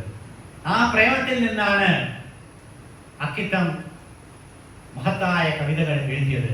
20-ാം നൂറ്റാണ്ടിന്റെ ഇതിഹാസം പോലെയുള്ള മഹത്തായ കൃതികൾ എഴുതിയത് ആ പരമ പ്രേമ സുധാരസത്തിന്റെ തേൻ ഉറവിൽ നിന്നാണ്. ഒരു കണ്ണീർക്കണം മറ്റുള്ളവർക്കായി ഞാൻ പൊഴിക്കവേ, ഉദിക്കുകയാണ് എൻ ആത്മാവിലായിരം സൗരമണ്ഡലം. ഒരു പുഞ്ചിരി മറ്റുള്ളവർക്കായി ചിലവാക്കവേ, ഹൃദയത്തിൽ ഉലാവുന്നു പൗർണമി എന്ന വരികൾ ആ പ്രേമസുധാരസത്തിന്റെ ആവിഷ്കാരമാണ്. അന്യന്റെ ദുഃഖം മനസ്സിലാക്കുവാൻ അദ്ദേഹം എല്ലായ്പ്പോഴും ശ്രമിച്ചിരുന്നു. അതുകൊണ്ടാണ് ചിങ്ങപ്പൂക്കൾ നർത്തനമാടുമ്പോഴും അരിയും തുണിയുമില്ലാതെ കേഴുന്ന ആയിരക്കണക്കിന് ജനങ്ങൾ അപ്പുറത്തുണ്ട്. പച്ചത്തളിരണിത്തോപ്പിലാകെ കൊച്ചോണപ്പൂക്കൾ വിടർന്നുപോയി, തുണ്ടില കാന്തി വിരിഞ്ഞുപോയി, തുമ്പച്ചെടികൾ തൻ തുമ്പുകളിൽ പാറിക്കളിക്കുന്ന പൈങ്കിളികൾ പാടുന്നു മാമരച്ചില്ലകളിൽ എന്നെല്ലാം പാടുന്നുണ്ട്. എന്നിട്ട് ഉള്ളഴിഞ്ഞാനന്ദഗാനം തൂകി തുള്ളിക്കളിക്കയോ ചിങ്ങമാസം എന്നാണ്. അങ്ങനെ ഉള്ളഴിഞ്ഞ് ആനന്ദഗാനം പാടി തുള്ളിക്കളിക്കുമ്പോഴും തൊട്ടടുത്ത വരി എന്താണ്?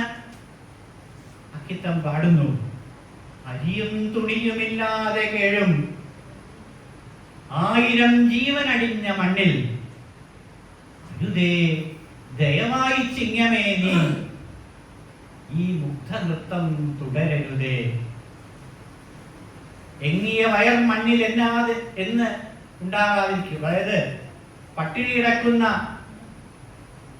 ആയിരക്കണക്കിന് മനുഷ്യൻ ഉള്ളിടത്തോളം കാലം ഒരു കലയും വളരുകയില്ല എന്ന് പറഞ്ഞ മഹാകവി വള്ളത്തോളിന്റെ പിൻഗാമി തന്നെയാണ് അവിടെ അക്കിത്തം. ദാരിദ്ര്യം നീങ്ങണം. പാലുകാച്ചിയ വീട്ടിലെ മുറ്റത്ത്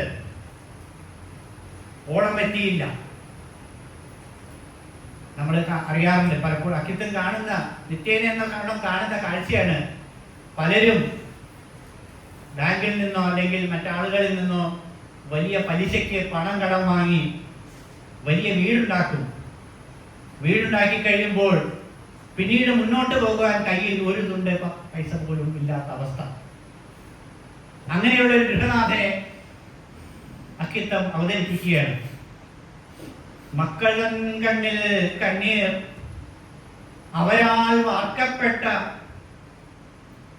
തൃക്കാക്കരപ്പൻ നിൽപ്പൂ വിളറും മുഖത്തോടെ എന്നാണ്. അവിടെ എന്തോണമാണുള്ളത് എന്ന് അദ്ദേഹം ചോദിക്കുന്നു. പ്രകൃതി മഹാകവി അക്കിത്തത്തെ വളരെ ആകർഷിച്ചിട്ടുള്ള ഒന്നാണ്. പ്രകൃതിയിലെ മനുഷ്യന്റെ സചേതനത്വത്തെ ആരോപിക്കുവാൻ പല സന്ദർഭങ്ങളിലും അദ്ദേഹം തുനിയുകയുണ്ടായി. മനുഷ്യൻ പ്രകൃതിയെ വെട്ടിപ്പിടിക്കുന്നതും അദ്ദേഹം കാണാതിരുന്നില്ല. വൈലോപ്പിള്ളിയുടെ യുഗപരിവർത്തനം പോലെയുള്ള കവിതകൾ നമുക്കറിയാം. അതുപോലെ അക്കിത്തവും പറയുകയുണ്ടായി, അഹങ്കാരിയായ മനുഷ്യന് പുല്ലാണവന് കാന്താരം,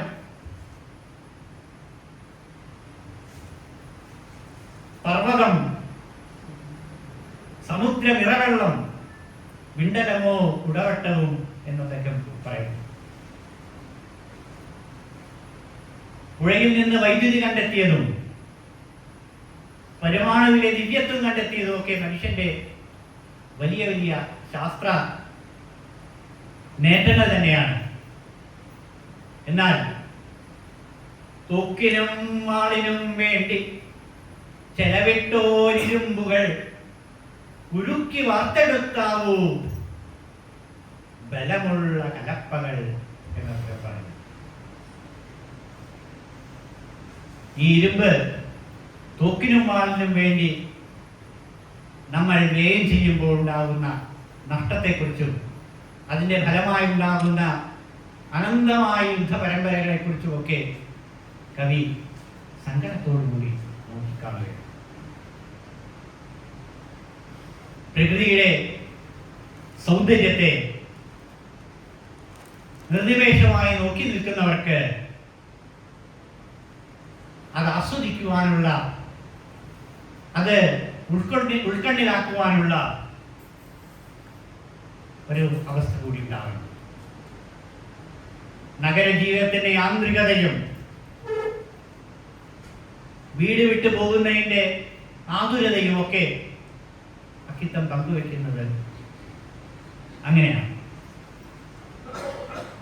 ഇവിടം വിട്ട് എവിടെ പോയാലും അക്കിത്തത്തിന്റെ മനസ്സിൽ കേരളം തന്നെയാണ്.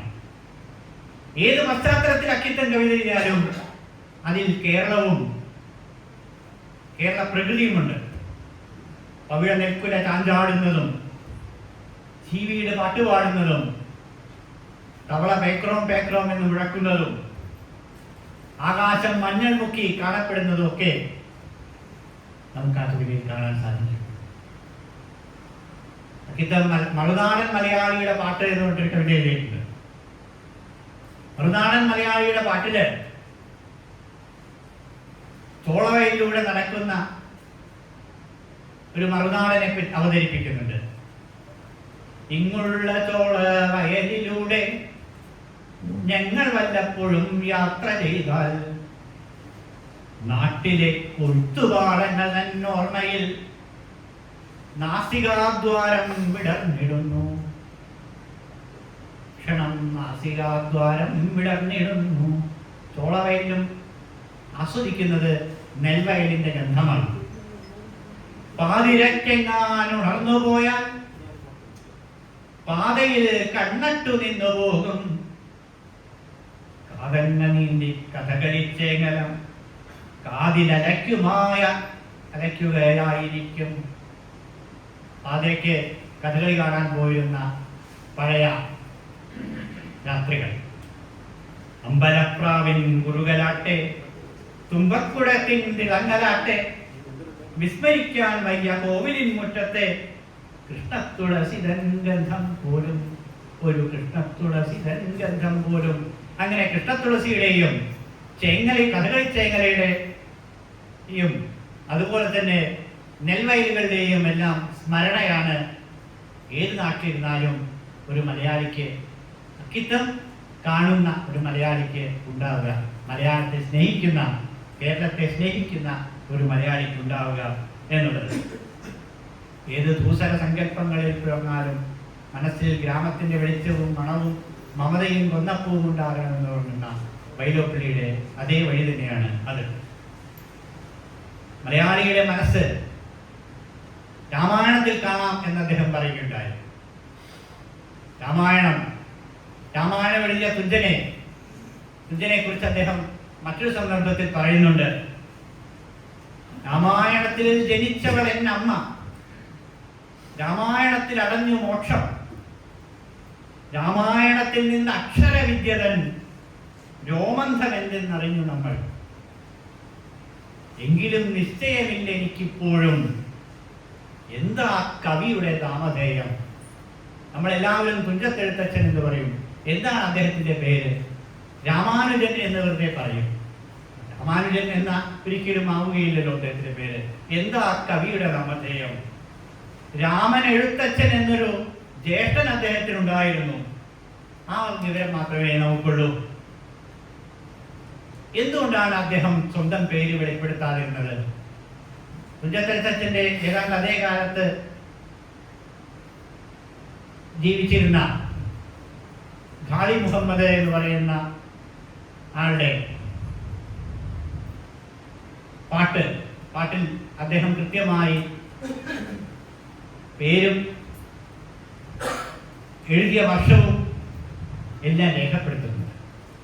എന്തുകൊണ്ട് എഴുത്തച്ഛൻ സ്വന്തം പേര് വെളിപ്പെടുത്തിയില്ല? അക്കിത്തത്തിന് അദ്ദേഹത്തിൻ്റെതായിട്ടൊരു ന്യായമുണ്ട്. അധ്യാത്മജ്ഞാനത്തിൻ വീക്ഷണത്തിൽ ഒക്കെ പരമാത്മകേളിയായി മാറുമ്പോൾ വ്യക്തിനാമത്തിനെന്തർത്ഥമുള്ളൂ? ഞാനെന്ന ബോധം മറയ്ക്കുവാൻ ആയി എഴുത്താണിയ മൂലയും കയ്യിലേന്തി രാമന്റെ തത്വം പറഞ്ഞത് എഴുത്തച്ഛൻ നാമം ജപിച്ചുകൊണ്ടായിരുന്നു. രാമന്റെ തത്വം പറഞ്ഞത് എഴുത്തച്ഛൻ നാമം ജപിച്ചുകൊണ്ടായിരുന്നു. രാമായണം വായിച്ചു നോക്കുന്നവർക്ക് അറിയാൻ കഴിയും, രാമശബ്ദമില്ലാത്ത വരികൾ അതിൽ കാണാൻ പ്രയാസമാണ്. ആകെ കിഷ്കിന്ധാകാന്ഡത്തിലെ ഒരു ഗിരടി മാത്രമേ ആപതല്ലാത്തത് ചിന്തിച്ചു ഖേദിച്ചു ചാവതിനെന്ന വരാശം കവികളെ എന്നുള്ള ഒരു ഗിരടി മാത്രമാണ് രാമ എന്ന ശബ്ദം ഏതെങ്കിലും ഇല്ലാത്ത ഒരു ഈരടി. അങ്ങനെ രാമനൻ സ്വയം സമർപ്പിച്ചിട്ടുള്ള തുഞ്ചത്തെഴുത്തച്ഛന് വ്യക്തിനാമത്തിന്റെ അർത്ഥമില്ല. അതുകൊണ്ടാണ് മഹാകവ്യക്തിത്വത്തോട് എന്തുകൊണ്ട് ആത്മകഥ എഴുതിയിരുന്നില്ല എന്ന് ചോദിച്ചപ്പോൾ അതിൽ പലതവണ ഞാൻ എന്ന് ആവർത്തിക്കേണ്ടി വരുമെന്നായിരുന്നു അദ്ദേഹം നൽകിയ മറുപടി സുഹൃത്തുക്കളോട്. ഇതം നമ്മ ഒന്നും എന്റേതല്ല എന്ന് പറയുന്ന എൻ്റെ കൊമ്പനാനകൾ എൻ്റെ ഈ മഹാക്ഷേത്രവും മക്കളെ എന്നെഴുതിയ ചിത്രത്തില് എങ്ങനെ ആത്മകഥ എഴുതാനാവും? തുഞ്ചത്താചാര്യനാണ് അദ്ദേഹത്തിന്റെ വഴികാട്ടി. നമുക്ക് പ്രത്യക്ഷത്തിൽ കാണുന്നതിനെ മാത്രം അംഗീകരിക്കുന്ന ഒരു കാലഘട്ടമാണിത്. ശാസ്ത്രം മാത്രം വിശ്വസിക്കുന്ന ഒരു കാലഘട്ടം. അക്കിത്തത്തിന്റെ രസകരമായ ഒരു കവിതയില് ഒരു തീവണ്ടി യാത്ര വിവരിക്കുന്നുണ്ട്. അതിൽ വയസ്സായിട്ടുള്ള ഒരാള് മുത്തുമാല ഇങ്ങനെ തിരുപ്പിടിച്ച് ഇങ്ങനെ ഇരിക്കുകയാണ്. അതിങ്ങനെ ഓരോ മാല ഇങ്ങനെ ജപിക്കുകയാണ്. ഓരോ മാല ഇങ്ങനെ നീക്കിയിട്ട് എന്തോ മന്ത്രം ചൊല്ലിക്കൊണ്ടിരിക്കുകയാണ്. അതിൽ ചെറുപ്പക്കാരനായിട്ടുള്ള 1-2 പേരുമുണ്ട്. ആ ചെറുപ്പക്കാർക്ക് ഇദ്ദേഹത്തിന്റെ അവർ ശാസ്ത്രത്തിൽ അങ്ങേയറ്റം മുങ്ങി നടക്കുന്ന ചെറുപ്പക്കാരാണ്. ഭൗതിക ലോകത്തിന്റെ വളർച്ചയിൽ വിസ്മരിക്കുകയും സ്വയം വിസ്മരിക്കുകയും അതിൻ്റെ എല്ലാം ആസ്വദിക്കുകയും ചെയ്യുന്ന വലിയൊരു സമൂഹത്തിന്റെ പ്രതിനിധികളാണ്. അങ്ങ് കണ്ടിട്ട് വളരെ അഭ്യസ്തവിദ്യനാണെന്ന് തോന്നുന്നുണ്ടല്ലോ.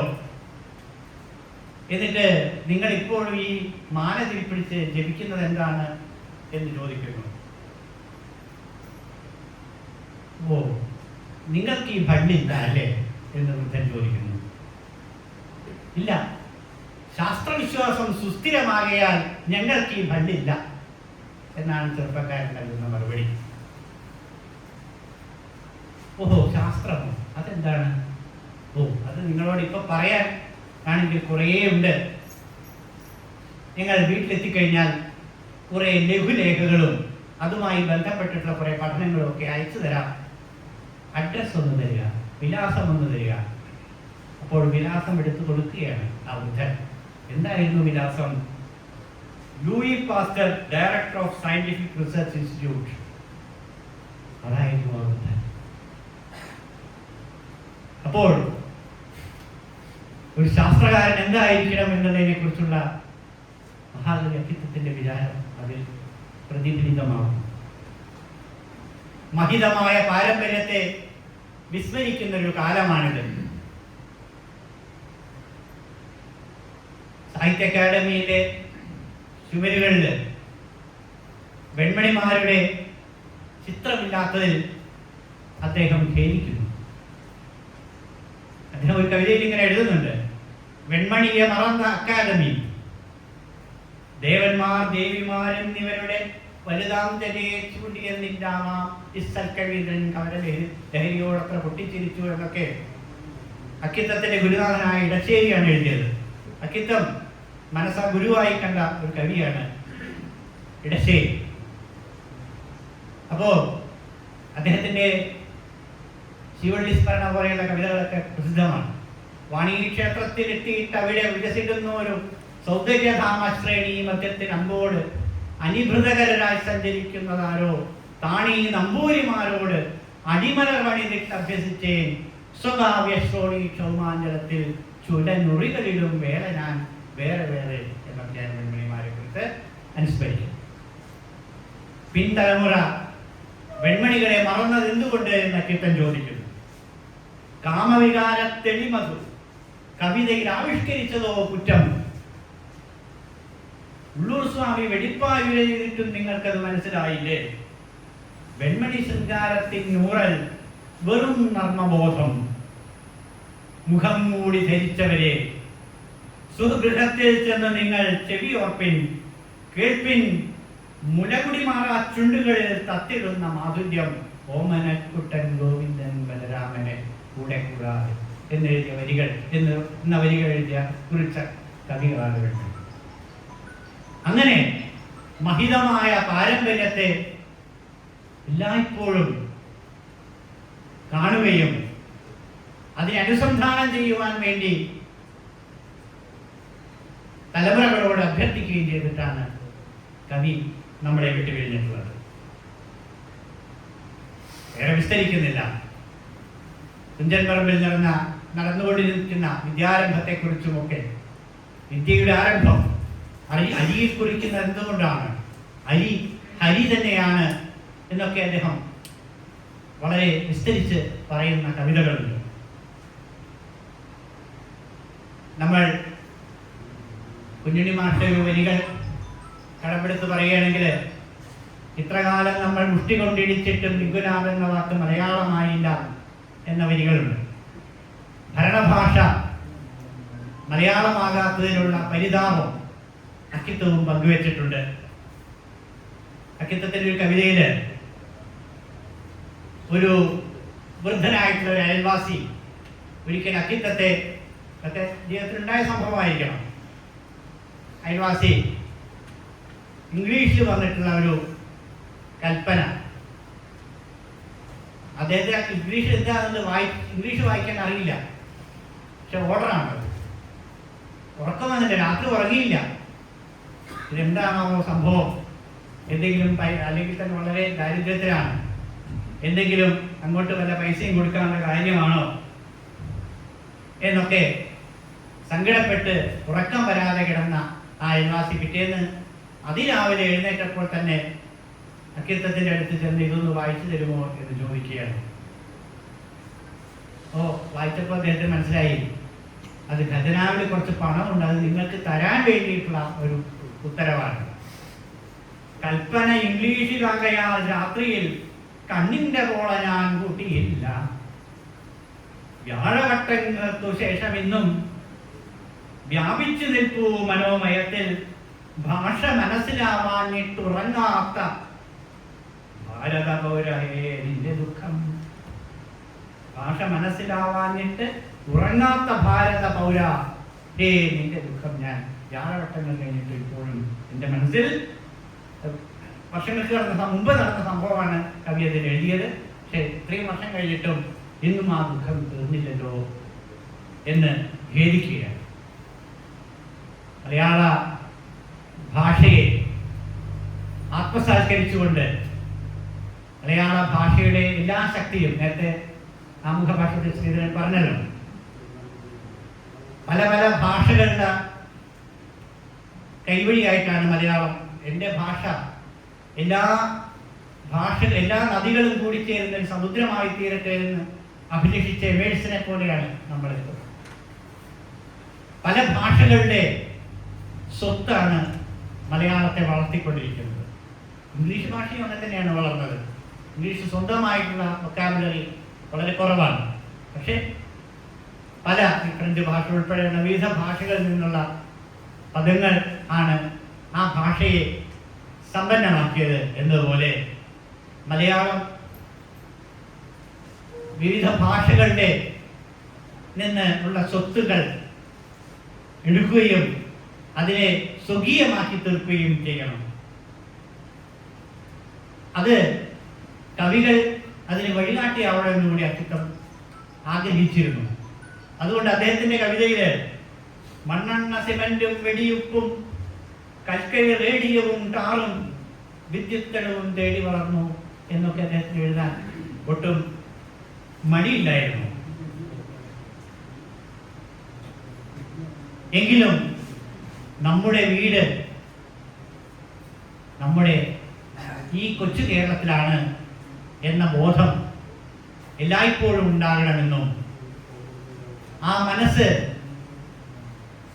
കേരളീയനാണ് എന്നുള്ള തോന്നൽ ഭാരതീയതയിലേക്ക് വികസിക്കുകയും ആ ഭാരതീയത എന്ന തോന്നൽ വിശ്വമാനവീയതയിലേക്ക് വികസിക്കണമെന്നുമാണ് അക്കിത്തം അഭിലഷിച്ചത്.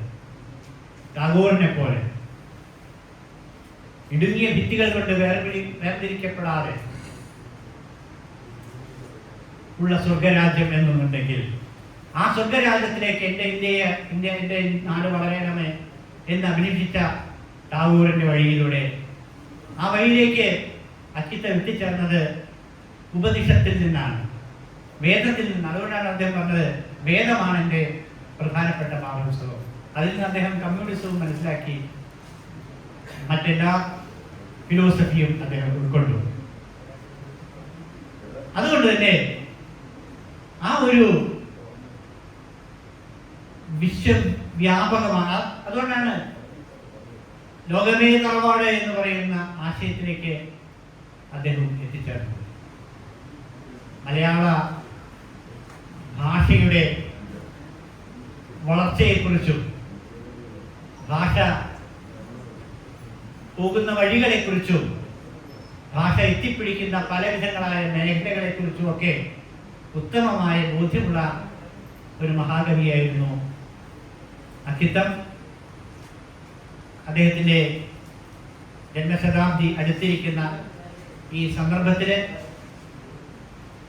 മഹാകവിയെക്കുറിച്ചുള്ള സ്മരണകൾ നമ്മുടെ മലയാള ഭാഷാ ബോധത്തെ അനുദിനം ശക്തിപ്പെടുത്തട്ടെ എന്ന് പ്രാർത്ഥിച്ചുകൊണ്ട് എൻ്റെ വാക്കുകൾ നിർത്തുന്നു. നന്ദി, നമസ്കാരം.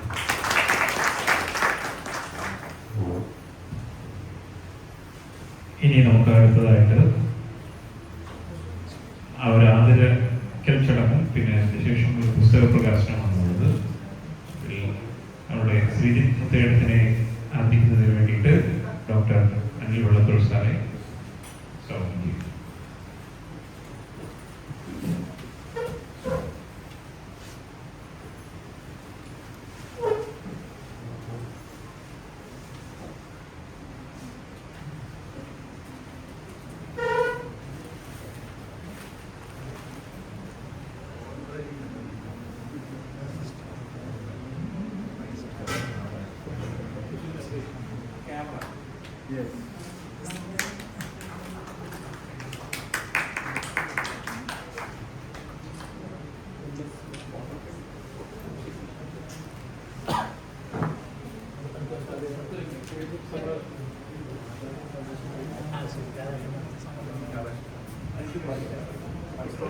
അടുത്തതായിട്ട് പുസ്തക പ്രകാശനമാണ്. പുസ്തകം ഏറ്റുവാങ്ങുന്നതിന് വേണ്ടിയിട്ട്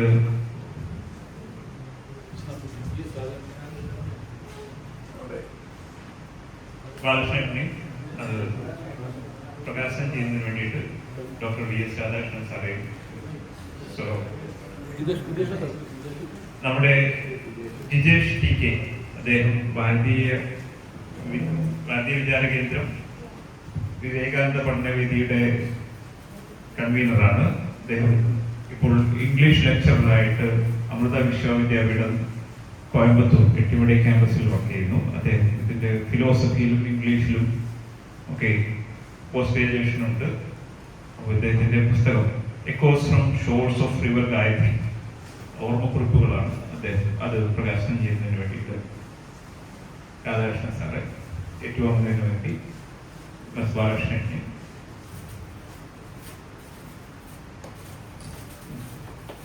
കൈയടിച്ചെല്ലാവരും.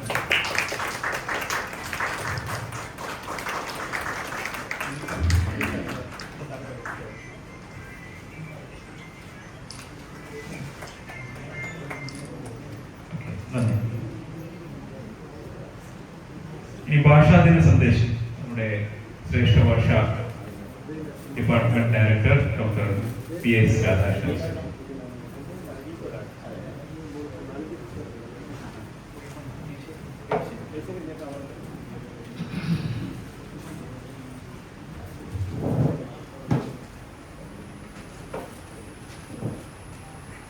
ഭാഷാപിതാവായ എഴുത്തച്ഛനെയും മഹാകവി വ്യക്തിത്വത്തെയും സ്മരിച്ചു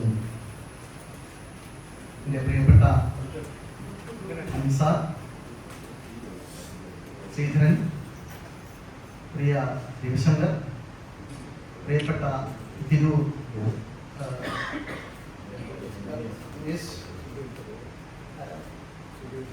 സുധീർ ഇങ്ങനെയുള്ള മറ്റ് മാന്യ ദേഹങ്ങളെ, പ്രിയപ്പെട്ടവരെ, അതിഗംഭീരമായ ഒരു പ്രഭാഷണമാണ് ഇവിടെ അൻസാർ നിർവഹിച്ചിരിക്കുന്നത്.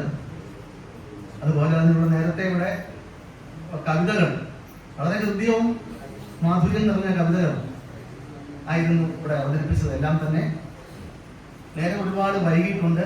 ചെറിയൊരു സന്ദേശം മാത്രം നൽകിക്കൊണ്ട് ഭാഷയുടെ ഡയറക്ടർ, മലയാള ഭാഷ ഡയറക്ടർ എന്ന നിലയിൽ ഒരു ചെറിയ സന്ദേശം മാത്രം നൽകിക്കൊണ്ട് നമുക്ക് അവസാനിപ്പിക്കാം.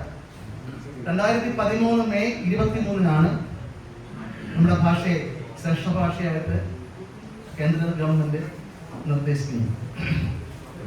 2020-ലാണ് നമുക്കിവിടെ ഒരു സ്ഥാപനം വരുന്നതെന്നാണ് എൻ്റെ ഓർമ്മ. ഞാൻ ആദ്യത്തെ ഡയറക്ടറല്ല, രണ്ടാമത്തെ ഡയറക്ടറാണ്. ആദ്യത്തെ ഡയറക്ടർ ഒരു കാലിക്കറ്റ് യൂണിവേഴ്സിറ്റിയിൽ നിന്ന് റിട്ടയറായ പൽത്തർ സാറായിരുന്നു, ഡോക്ടർ പൽത്തർ സാറായിരുന്നു. പക്ഷെ അദ്ദേഹത്തിന് തുടർച്ചയായിട്ട് സ്ഥാപനത്തിൽ പ്രവർത്തിക്കാനുള്ള അവസരം ഉണ്ടായില്ല. കാരണം ആ സമയത്താണ് കോവിഡ് നമ്മളെ 2 വർഷത്തോളം പ്രശ്നം ഉണ്ടാക്കിയത്. അതിനുശേഷം അദ്ദേഹം ഒരു 10 മാസത്തോളം മാത്രമേ ഇരുന്നുള്ളൂ. കാര്യമായിട്ടൊന്നും തന്നെ അദ്ദേഹത്തിന് ചെയ്യാനുള്ള അവസരവും ലഭ്യമായില്ല. അതിനുശേഷമാണ് ഞാനിവിടെ എത്തിച്ചേരുന്നത്. എന്നെ കൊണ്ട് ആവുന്ന തരത്തിലുള്ള കാര്യങ്ങൾ നമ്മുടെ ഈ കേന്ദ്രത്തിൽ ചെയ്തുകൊണ്ടേയിരിക്കുകയാണ്. പക്ഷേ ഒരു സത്യം പറഞ്ഞാൽ വേണ്ട തരത്തിലുള്ള ഒരു പ്രോത്സാഹനം സെൻട്രൽ ഇൻസ്റ്റിറ്റ്യൂട്ട് ഓഫ് ഇന്ത്യൻ ലാംഗ്വേജസിൽ നിന്ന് ഞങ്ങൾക്ക് കിട്ടുന്നുണ്ടോ എന്നുള്ള കാര്യം ഇപ്പോഴും സംശയമാണ്. അതൊരു വശം നിൽക്കട്ടെ. എന്തുവായാലും ശരി തന്നെ, ഞാൻ വന്നതിന് ശേഷം ഈ ഇവിടെയുള്ള തിരൂരുള്ള പ്രമുഖങ്ങളായിട്ടുള്ള ക്ഷേത്രങ്ങളിലെല്ലാം പോവുകയും അവിടെ കണ്ടെത്താൻ കഴിഞ്ഞിട്ടുള്ള ശിലാലിഖിതങ്ങളെ പകർത്തിയെടുക്കുകയും അത് ഡിജിറ്റലൈസ് ചെയ്യാനുള്ള പദ്ധതികൾ ഒരുക്കുകയും ചെയ്തു കഴിഞ്ഞിട്ടുണ്ട്. ഇതിന് പുറമെ 10-25ഓളം പ്രാചീന ശാസ്ത്രങ്ങളെ പഠിക്കുവാനുള്ള ശ്രമവും അതിൽ പുതിയ വേർഡ്സ് ചരിത്രം പഠിക്കുകയും അതിൻ്റെ സാമൂഹ്യ സാംസ്കാരിക ചരിത്രങ്ങൾ തേടിപ്പോവുകയും ചെയ്തുകൊണ്ട് പുതിയ തലത്തിലേക്ക് ക്ഷേത്ര ശാസനങ്ങളെ അവതരിപ്പിക്കാനുള്ള ശ്രമവും ഞാൻ ഒറ്റയ്ക്ക് നടത്തിക്കൊണ്ടിരിക്കുകയാണ്. ഇതുവരെ നമുക്ക് വേണ്ട തരത്തിലുള്ള നമുക്ക് മറ്റ് സ്കോളേഴ്സിനൊന്നും നമ്മുടെ ഈ സെന്ററിലേക്ക് ഇതുവരെ വന്നിട്ടില്ല എന്നുള്ളതാണ് ഒരു പ്രധാനപ്പെട്ട വിഷയം. അതുകൊണ്ട് നിൽക്കട്ടെ. ഇതുവരെ ശരിയല്ല, ഇവിടെ നേരത്തെ സൂചിപ്പിച്ചതുപോലെ ഇടയ്ക്കൽ നിന്നുമാണ് യഥാർത്ഥത്തിൽ മലയാളത്തിന്റെ ആരംഭം, മലയാളം ലിപിയുടെ ആരംഭം എന്ന് വേണമെങ്കിൽ നമുക്ക് പറയാം. കാര്യം ഞാനവിടെ പോവുകയും ഈ ഗുഹയിൽ എഴുതിയിട്ടിരിക്കുന്ന ലിഖിതങ്ങൾ വായിച്ചെടുക്കുവാനും അത് പകർത്തിയെടുക്കുവാനും ഒക്കെ ശ്രമിച്ചിട്ടുണ്ട് നിരവധി പണ്ഡിതന്മാർ. ഇതിനകം തന്നെ അവിടെ വയനാട്ടിലുള്ള ഈ എടക്കൽ ഗുഹ സന്ദർശിക്കുകയും അവരെല്ലാം തന്നെ അത് രേഖപ്പെടുത്തുകയും ചെയ്തിട്ടുണ്ട്. അപ്പൊ അവിടെ എഴുതിയിരിക്കുന്നത് നമ്മുടെ ഇന്നത്തെ ലിപിയിലൊന്നും അല്ല എന്നുള്ളതാണ്. അത് യഥാർത്ഥത്തിൽ അശോക ബ്രാഹ്മി ലിപിയിലാണ് അവിടെ എഴുതിയിട്ടുള്ളത്. അത് കുറെയൊക്കെ മനസ്സിലാക്കാൻ കഴിവുണ്ടെങ്കിൽ മാത്രമേ നമുക്ക് ഇത്തരം ലിപികൾ പഠിച്ചെടുക്കുവാൻ കഴിയുള്ളൂ. ഇന്ന് മലയാളക്കരയിൽ അതിന് പ്രാവീണ്യം നേടിയ ആളുകൾ വളരെ വളരെ വളരെ വിരളമാണ്, വളരെ കുറവാണ്. പക്ഷെ അതിനുവേണ്ടിയുള്ള അത് പഠിക്കാനുള്ള ശ്രമങ്ങളൊക്കെ കരുവട്ടം ക്യാമ്പസിൽ നടക്കുന്നുണ്ടെന്നാണ് എൻ്റെ ധാരണ. എന്തായാലും ശരി തന്നെ, ഇടയ്ക്കൽ ഗുഹയിൽ നിന്നും ബ്രാഹ്മി ലിപിയിലൂടെ ആരംഭിക്കുന്ന മലയാളത്തിന്റെ പ്രാരംഭം അത് പിന്നീട് വട്ടെഴുത്തിലേക്കും കോലെഴുത്തിലേക്കും മാറുകയാണ്. പക്ഷെ ഒരു കാര്യം ഉറപ്പാണ്, 2000-3000 വർഷങ്ങൾക്ക് മുമ്പ് മലയാളത്തിന് ഒരു പ്രഭവസ്ഥാനം ഉണ്ടായിരുന്നു എന്നത് വ്യക്തമാണ്. അതോടൊപ്പം തന്നെ ഈ ലിപികൾ ഉണ്ടാകുന്നതിന് മുമ്പ് തന്നെ മലയാള ഭാഷ ഇവിടെ ഉണ്ടായിരുന്നു എന്നാണ് അവസ്ഥ. ഒരു ഭാഷയില്ലാതെ അതിന് ലിപി ഉണ്ടാവില്ല. മലയാള ഭാഷ ശരിക്കും ഇവിടെ ഉണ്ടായിരുന്ന ആൾക്കാർക്ക് വശഗതമായിരുന്നു. ഇവിടെ ഒരു ജനവിഭാഗം ഉണ്ടായിരുന്നു. ആ ജനവിഭാഗം സംസാരിക്കുന്ന ഒരു ഭാഷയും ഉണ്ടായിരുന്നു എന്നാണ്. അത് പിന്നീട് പരിഷ്കരിച്ചാണ് നമ്മൾ ഇന്ന് കാണുന്ന ഭാഷയിൽ രൂപാന്തരപ്പെട്ട് വന്നിട്ടുള്ളത്. അത് കാലങ്ങളെടുത്തു, ആ പരിണാമദശയ്ക്ക് കാലങ്ങളെടുത്തു എന്നുള്ളതാണ്. ഈ ബ്രാഹ്മി ലിപിയിൽ നിന്നും വട്ടെഴുത്തിൽ നിന്നും ഒക്കെ മാറി അത് സാധാരണ ഗ്രന്ഥലിപിയിലേക്ക് വരാൻ തന്നെ വർഷങ്ങളെടുത്തു, നൂറ്റാണ്ടുകളെടുത്തു എന്നുള്ളതാണ് പരമാർത്ഥം. അപ്പൊ ആദ്യകാലത്തുണ്ടായിരുന്ന ശാസനങ്ങൾ, അതായത് 9-ാം നൂറ്റാണ്ട് തൊട്ട് ഏതാണ്ട് 15-ാം നൂറ്റാണ്ട് വരെ മലയാളത്തിൽ എഴുതപ്പെട്ടിട്ടുള്ള ശാസനങ്ങൾ, അത് ശിലാലിഖിതങ്ങളുണ്ട്, അതുപോലെ തന്നെ ചെമ്പ് പട്ടയങ്ങളുണ്ട്, ഓല എഴുത്തുകളുണ്ട്. ഇവയിലെല്ലാം നിറഞ്ഞു നിൽക്കുന്നത് ആ പ്രാചീന മലയാളത്തിന്റെ സ്വഭാവ സവിശേഷതകളായിരുന്നു മനസ്സിലാക്കാൻ കഴിയും. പക്ഷെ ഇന്ന് അവ മിക്കവാറും കണ്ടെടുക്കപ്പെടുകയും അവ പഠനവിധേയമാക്കുകയും ചെയ്ത് കഴിഞ്ഞിട്ടുണ്ടെന്ന് നമുക്ക് മനസ്സിലാക്കാൻ കഴിയും. നിരവധി ആളുകൾ പ്രവർത്തിക്കുകയും അതിന്റെ ഫലമായിട്ട് അവ കണ്ടെത്തുകയും അത് വായിച്ചെടുക്കുകയും അത് പകർത്തപ്പെടുകയും ചെയ്ത് കഴിഞ്ഞിട്ടുണ്ട് എന്ന് നമുക്ക് മനസ്സിലാക്കാം. അപ്പൊ അതിനുശേഷം അവിടുന്ന് അങ്ങോട്ട് മാറിയിട്ട് ഈ ശാസനങ്ങളിലൂടെ ഈ പറയുന്ന ലിഖിതങ്ങളിലൂടെ വന്ന കാര്യങ്ങൾ വേണ്ടത്ര മറ്റു കാര്യങ്ങളൊന്നും പ്രതിപാദിക്കേണ്ടതിരുന്നില്ല എന്നുള്ളതാണ്. അപ്പൊ ആ കാലയളവ് എന്ന് പറയുന്നത് വളരെ ചെറിയ ഒരു സമൂഹത്തിന്റെ മാത്രം കാര്യങ്ങൾ നിർവഹിക്കപ്പെടുവാനുള്ള കാര്യങ്ങൾ മാത്രം മതിയായിരുന്നതാണ്. അവിടെ രാജഭരണമാണ്, ചേരരാജക്കന്മാരുടെ കൃഷികര ചേരരാജക്കന്മാരുടെ ഭരണകാലമാണ് ശരിക്കും ഈ ശാസനങ്ങൾ ഇവിടെ ഉണ്ടായിട്ടുള്ളത്. അപ്പൊ ആ ശാസനങ്ങളെല്ലാം തന്നെ അതിന്റെ അടിസ്ഥാനം തന്നെ അന്നത്തെ ക്ഷേത്രവും അതിനോടനുബന്ധപ്പെട്ടിട്ടുള്ള മറ്റു കാര്യങ്ങളുമായിരുന്നു മനസ്സിലാക്കാൻ കഴിയും. പറയത്തക്ക ജനജീവിതത്തെ ചിത്രീകരിക്കുവാനോ രേഖപ്പെടുത്തുവാനോ ഒന്നും അന്നത്തെ കാലത്ത് യാതൊരു ഉപാധി ഉണ്ടായിരുന്നില്ല, അല്ലെങ്കിൽ അതിനുള്ള സാധ്യത ഉണ്ടായിരുന്നില്ല. ഈ ഭാഷ അവർക്ക് കരഗതമാവുകയും അന്നത്തെ ലിപിയിൽ അവർ കുറെ കാര്യങ്ങൾ എഴുതുകയും ചെയ്തു. അതിലൂടെ അന്നത്തെ ക്ഷേത്രഭരണം, അന്നത്തെ രാജഭരണം, അന്നത്തെ സാമൂഹിക വ്യവസ്ഥയും ആചാരക്രമങ്ങളും ഒക്കെ നമുക്ക് മനസ്സിലാക്കാൻ കഴിയുന്നുണ്ട്.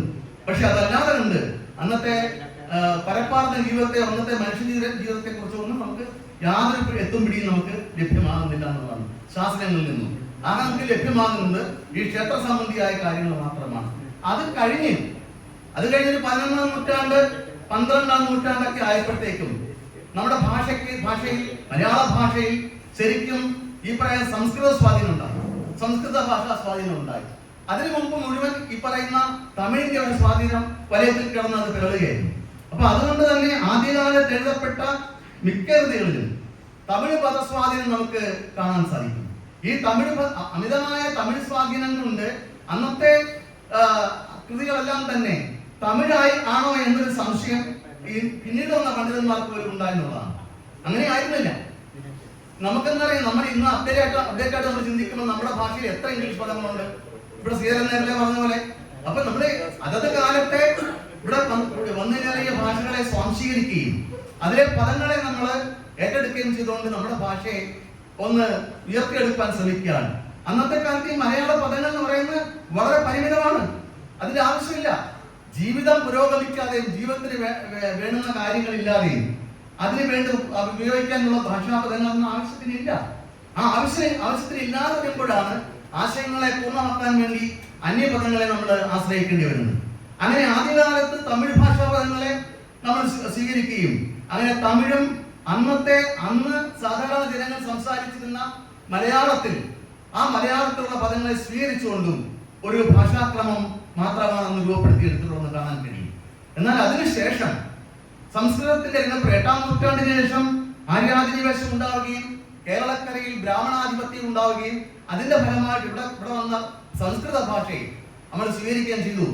സംസ്കൃതത്തിലെ നിരവധി പദങ്ങളെ നമ്മൾ സ്വീകരിക്കുകയും അതേ സ്ഥാനത്ത് നമ്മുടെ തമിഴ് പദങ്ങൾ നമ്മൾ കുറേശ്ശെ അങ്ങ് കളയുകയും ചെയ്തുകൊണ്ടേയിരുന്നു. അങ്ങനെയാണ് യഥാർത്ഥത്തിൽ നേരത്തെ ഇവിടെ സൂചിപ്പിച്ചതുപോലെ മലയാളത്തിൽ 90% വാക്കുകളും സംസ്കൃതത്തിൽ നിന്ന് കടമെടുക്കേണ്ട ഒരു അവസ്ഥ വന്നു. അതേസമയം നമുക്കൊരർത്ഥം പറ്റിയ അർത്ഥം എന്ന് പറയാൻ നമ്മൾ അന്നുവരെ ഉപയോഗിച്ചുകൊണ്ടിരുന്ന മലയാള പദങ്ങൾ നമ്മുടെ ഭാഷയിൽ നിന്നും അപ്രത്യക്ഷമാകാൻ തുടങ്ങിയതാണ്.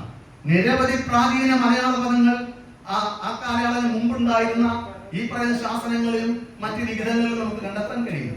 അവയെല്ലാം കേരള സാഹിത്യ ചരിത്രത്തിൽ പരമാവധി കേരള സാഹിത്യ ചരിത്രത്തിൽ ഉള്ളൂർ പരമേശ്വരയ്യർ സ്വാംശീകരിച്ചിട്ടുണ്ട്. അത് ഒരു കാലമായിരുന്നു. പക്ഷെ അതിനുശേഷം നമ്മുടെ ഈ പറയുന്ന ഈ ശാസനങ്ങളുടെ കാലം കഴിഞ്ഞ് സാഹിത്യത്തിലേക്ക് ഒരു സാഹിത്യ രചനയ്ക്ക് ആദ്യം വരുന്നത് ശ്രീരാമന്റെ 12-ാം നൂറ്റാണ്ടിൽ ശ്രീരാമന്റെ രാമചരിതത്തോടു കൂടിയാണ് ഒരു സാഹിത്യ രചന ഉണ്ടാവുന്നത്. അതും ഒരു കാലയളവ് വരെ തമിഴ് ഗ്രന്ഥമാണെന്ന് കരുതിയിരുന്നു എന്നുള്ളത്. അങ്ങനെ അല്ല, അത് മലയാളികളുടെ ആണ് എന്നുള്ളതിന് ധാരാളം തെളിവുകൾ രാമചരിതത്തിൽ നമുക്ക് കണ്ടെത്താൻ കഴിയും. അതേസമയം തന്നെ രാമചരിതത്തിന്റെ കാലത്തോട് അടുപ്പിച്ച് തന്നെ സംസ്കൃത ഭാഷയുടെ സ്വാധീനത്തിൽ നിന്നുണ്ടായ വൈശിക തന്ത്രം പോലുള്ള മണിപ്രവാള കൃതികൾ ഉണ്ടായി. അപ്പൊ ഈ രണ്ട് തമിഴ് സ്വാധീനത്തിന്റെയും സംസ്കൃത സ്വാധീനത്തിന്റെയും ഫലമായിട്ട് രണ്ട് സാഹിത്യ ശാഖകൾ തന്നെ ഈ മലയാളക്കരയിൽ രൂപമെടുക്കുകയുണ്ടായി. പാട്ടെന്നും മണിപ്രവാളം എന്ന് പറയുന്ന രണ്ട് സാഹിത്യ പ്രസ്ഥാനങ്ങൾ രൂപമെടുക്കുകയും ഈ രണ്ട് സാഹിത്യ പ്രസ്ഥാനങ്ങളിലും നിരവധി രചനകൾ ഉണ്ടാവുകയും മലയാള ഭാഷ അതിലൂടെ പതുക്കെ വളർച്ച പ്രാപിക്കുകയും ചെയ്തു എന്നുള്ളതാണ്. ഇപ്പൊ കാലങ്ങളുടെ പരിണതിയിലൂടെ രൂപാന്തരപ്പെട്ടു വന്ന ഒരു ഭാഷയാണ് നമ്മുടെ ഭാഷ. അത് 12-ാം നൂറ്റാണ്ട് കഴിഞ്ഞ് 13 കഴിഞ്ഞ് 14 ആയപ്പോഴത്തേക്കും അതിന് കുറച്ചുകൂടി ഒരു പ്രകാശം ഉണ്ടാകുന്നതായിട്ട് നമുക്ക് കാണാൻ കഴിയും. അവിടെ വരുമ്പോൾ 14-ാം നൂറ്റാണ്ടിലേക്ക് കടന്നു വരുമ്പോൾ നമുക്ക് പ്രധാനമായിട്ട് 3 കവികൾ രംഗപ്രവേശം ചെയ്യുകയും ആ കവികൾ ഈ മലയാള ഭാഷയും മലയാള സാഹിത്യത്തിനെ വളരെയധികം മുന്നോട്ട് നയിക്കുകയും ചെയ്തു. ആ ത്രിമൂർത്തികൾ എന്ന് പറയുന്നത് രാമൻ, മാധവൻ, ശങ്കരൻ എന്ന് പറയുന്ന 3 പേരായിരുന്നു കവിത്രയം. ആ അന്ന് ഇവരെ കവിത്രയം തന്നെ വിശേഷിപ്പിക്കണം. എന്റെ അഭിപ്രായത്തിൽ ഇവർക്ക് യാതൊരു പ്രാധാന്യം കൊടുക്കുന്നില്ല. രാമായണത്തെ ആദ്യമായിട്ട് മലയാളിക്ക് പറഞ്ഞു കൊടുത്ത, മനസ്സിലാക്കി കൊടുത്ത ആദ്യത്തെ കവി രാമപ്പണിക്കരായിരുന്നു. എന്തുകൊണ്ടോ ഈ രാമപ്പണിക്കർക്കും ഭഗവത്ഗീതയെ ലോകത്തിന് ആദ്യമായിട്ട് മറ്റൊരു ഭാഷയിലേക്ക് തർജ്ജമ ചെയ്തുകൊണ്ട് കാട്ടിക്കൊടുത്തത് മാധവനായിരുന്നു. മഹാഭാരതത്തെ ശങ്കരൻ ഭാരതമാല എന്ന് പറയുന്ന കൃതിയിലൂടെ മലയാളക്കരയിൽ നിന്നുകൊണ്ട് വിവർത്തനം ചെയ്ത് കാട്ടിക്കൊടുത്തു. എന്തുകൊണ്ടോ എനിക്കറിയില്ല, പലർക്കും അറിയില്ല, ഈ 3 കവികളെയും തടയപ്പെട്ടു എന്നുള്ളതാണ്. വേണ്ട തരത്തിലുള്ള പ്രാധാന്യം കൊടുക്കാതെ ഈ 3 കവികൾ മാറി നിൽക്കുന്നു. പക്ഷെ ഡോക്ടർ തുഷാരി രാമചന്ദ്രനെ പോലെയുള്ള ആളുകൾ രംഗപ്രവേശം ചെയ്തോടെ ഇവരെ കൂടുതൽ മുന്നോട്ട് കൊണ്ടുവരുവാൻ, നയിക്കുവാനുള്ള പരിശ്രമങ്ങൾ പിൽക്കാലത്ത് നടത്തുകയുണ്ടായി നമുക്ക് കാണാൻ കഴിയും. അപ്പൊ ഈ പാഠ്യപ്രസ്ഥാനത്തിൽ പെടുന്ന കൃതികളുടെ കൂട്ടത്തിൽ ആണ് ഈ പറയുന്ന രാമപ്പണിക്കരുടെയും മാധവപ്പണിക്കരുടെയും ശങ്കരപ്പണിക്കരുടെയും കൃതികൾ നിലകൊള്ളുന്നത്. അവർ യഥാർത്ഥത്തിൽ നമ്മുടെ മലയാള ഭാഷയെ ഈ സാഹിത്യരചനയുടെ തർജ്ജമയിലൂടെ ഒന്ന് പുനരുദ്ധരിക്കുവാൻ ശ്രമിക്കുന്നതായിട്ട് കാണാൻ കഴിയും. ഈ 3 കവികളുടെയും കാലത്തിന് ശേഷം നമ്മുടെ മലയാള കവിതാ സാഹിത്യം മുന്നോട്ട് വരികയും ആധുനിക ദശയിലേക്ക് കാലുവയ്ക്കുകയും ചെയ്യുന്നതായിട്ട് കാണാൻ കഴിയും. അവിടെ നമുക്ക് കാണാൻ കഴിയുന്ന പ്രധാനപ്പെട്ട കവികളാണ് ഈ പറയുന്ന എഴുത്തച്ഛനും പൂന്താനവും നമ്പ്യാരും. ഇവര് 3 പേരുടെ രംഗപ്രവേശം, എഴുത്തച്ഛനാണ് ഒരർത്ഥത്തിൽ മലയാള ഭാഷയെ പൂർണ്ണതയിലേക്ക് കൊണ്ടെത്തിച്ച മഹാകവി എന്ന് നമുക്ക് പറയാൻ കഴിയും. ഇവര് 3 പേരുടെ എഴുതപ്പെട്ട കൃതികൾ പൂന്താനത്തിന്റെ ജ്ഞാനപ്പാന, സന്താനഗോപാലം, ശ്രീകൃഷ്ണ കർണാമൃതം തുടങ്ങിയ കൃതികളിലൂടെ മലയാളത്തിന് ഒരു പരിധി വരെ ഒരു ശുദ്ധിയും പൂർണ്ണതയും വരുന്നതായിട്ട് നമുക്ക് കാണാൻ കഴിയും.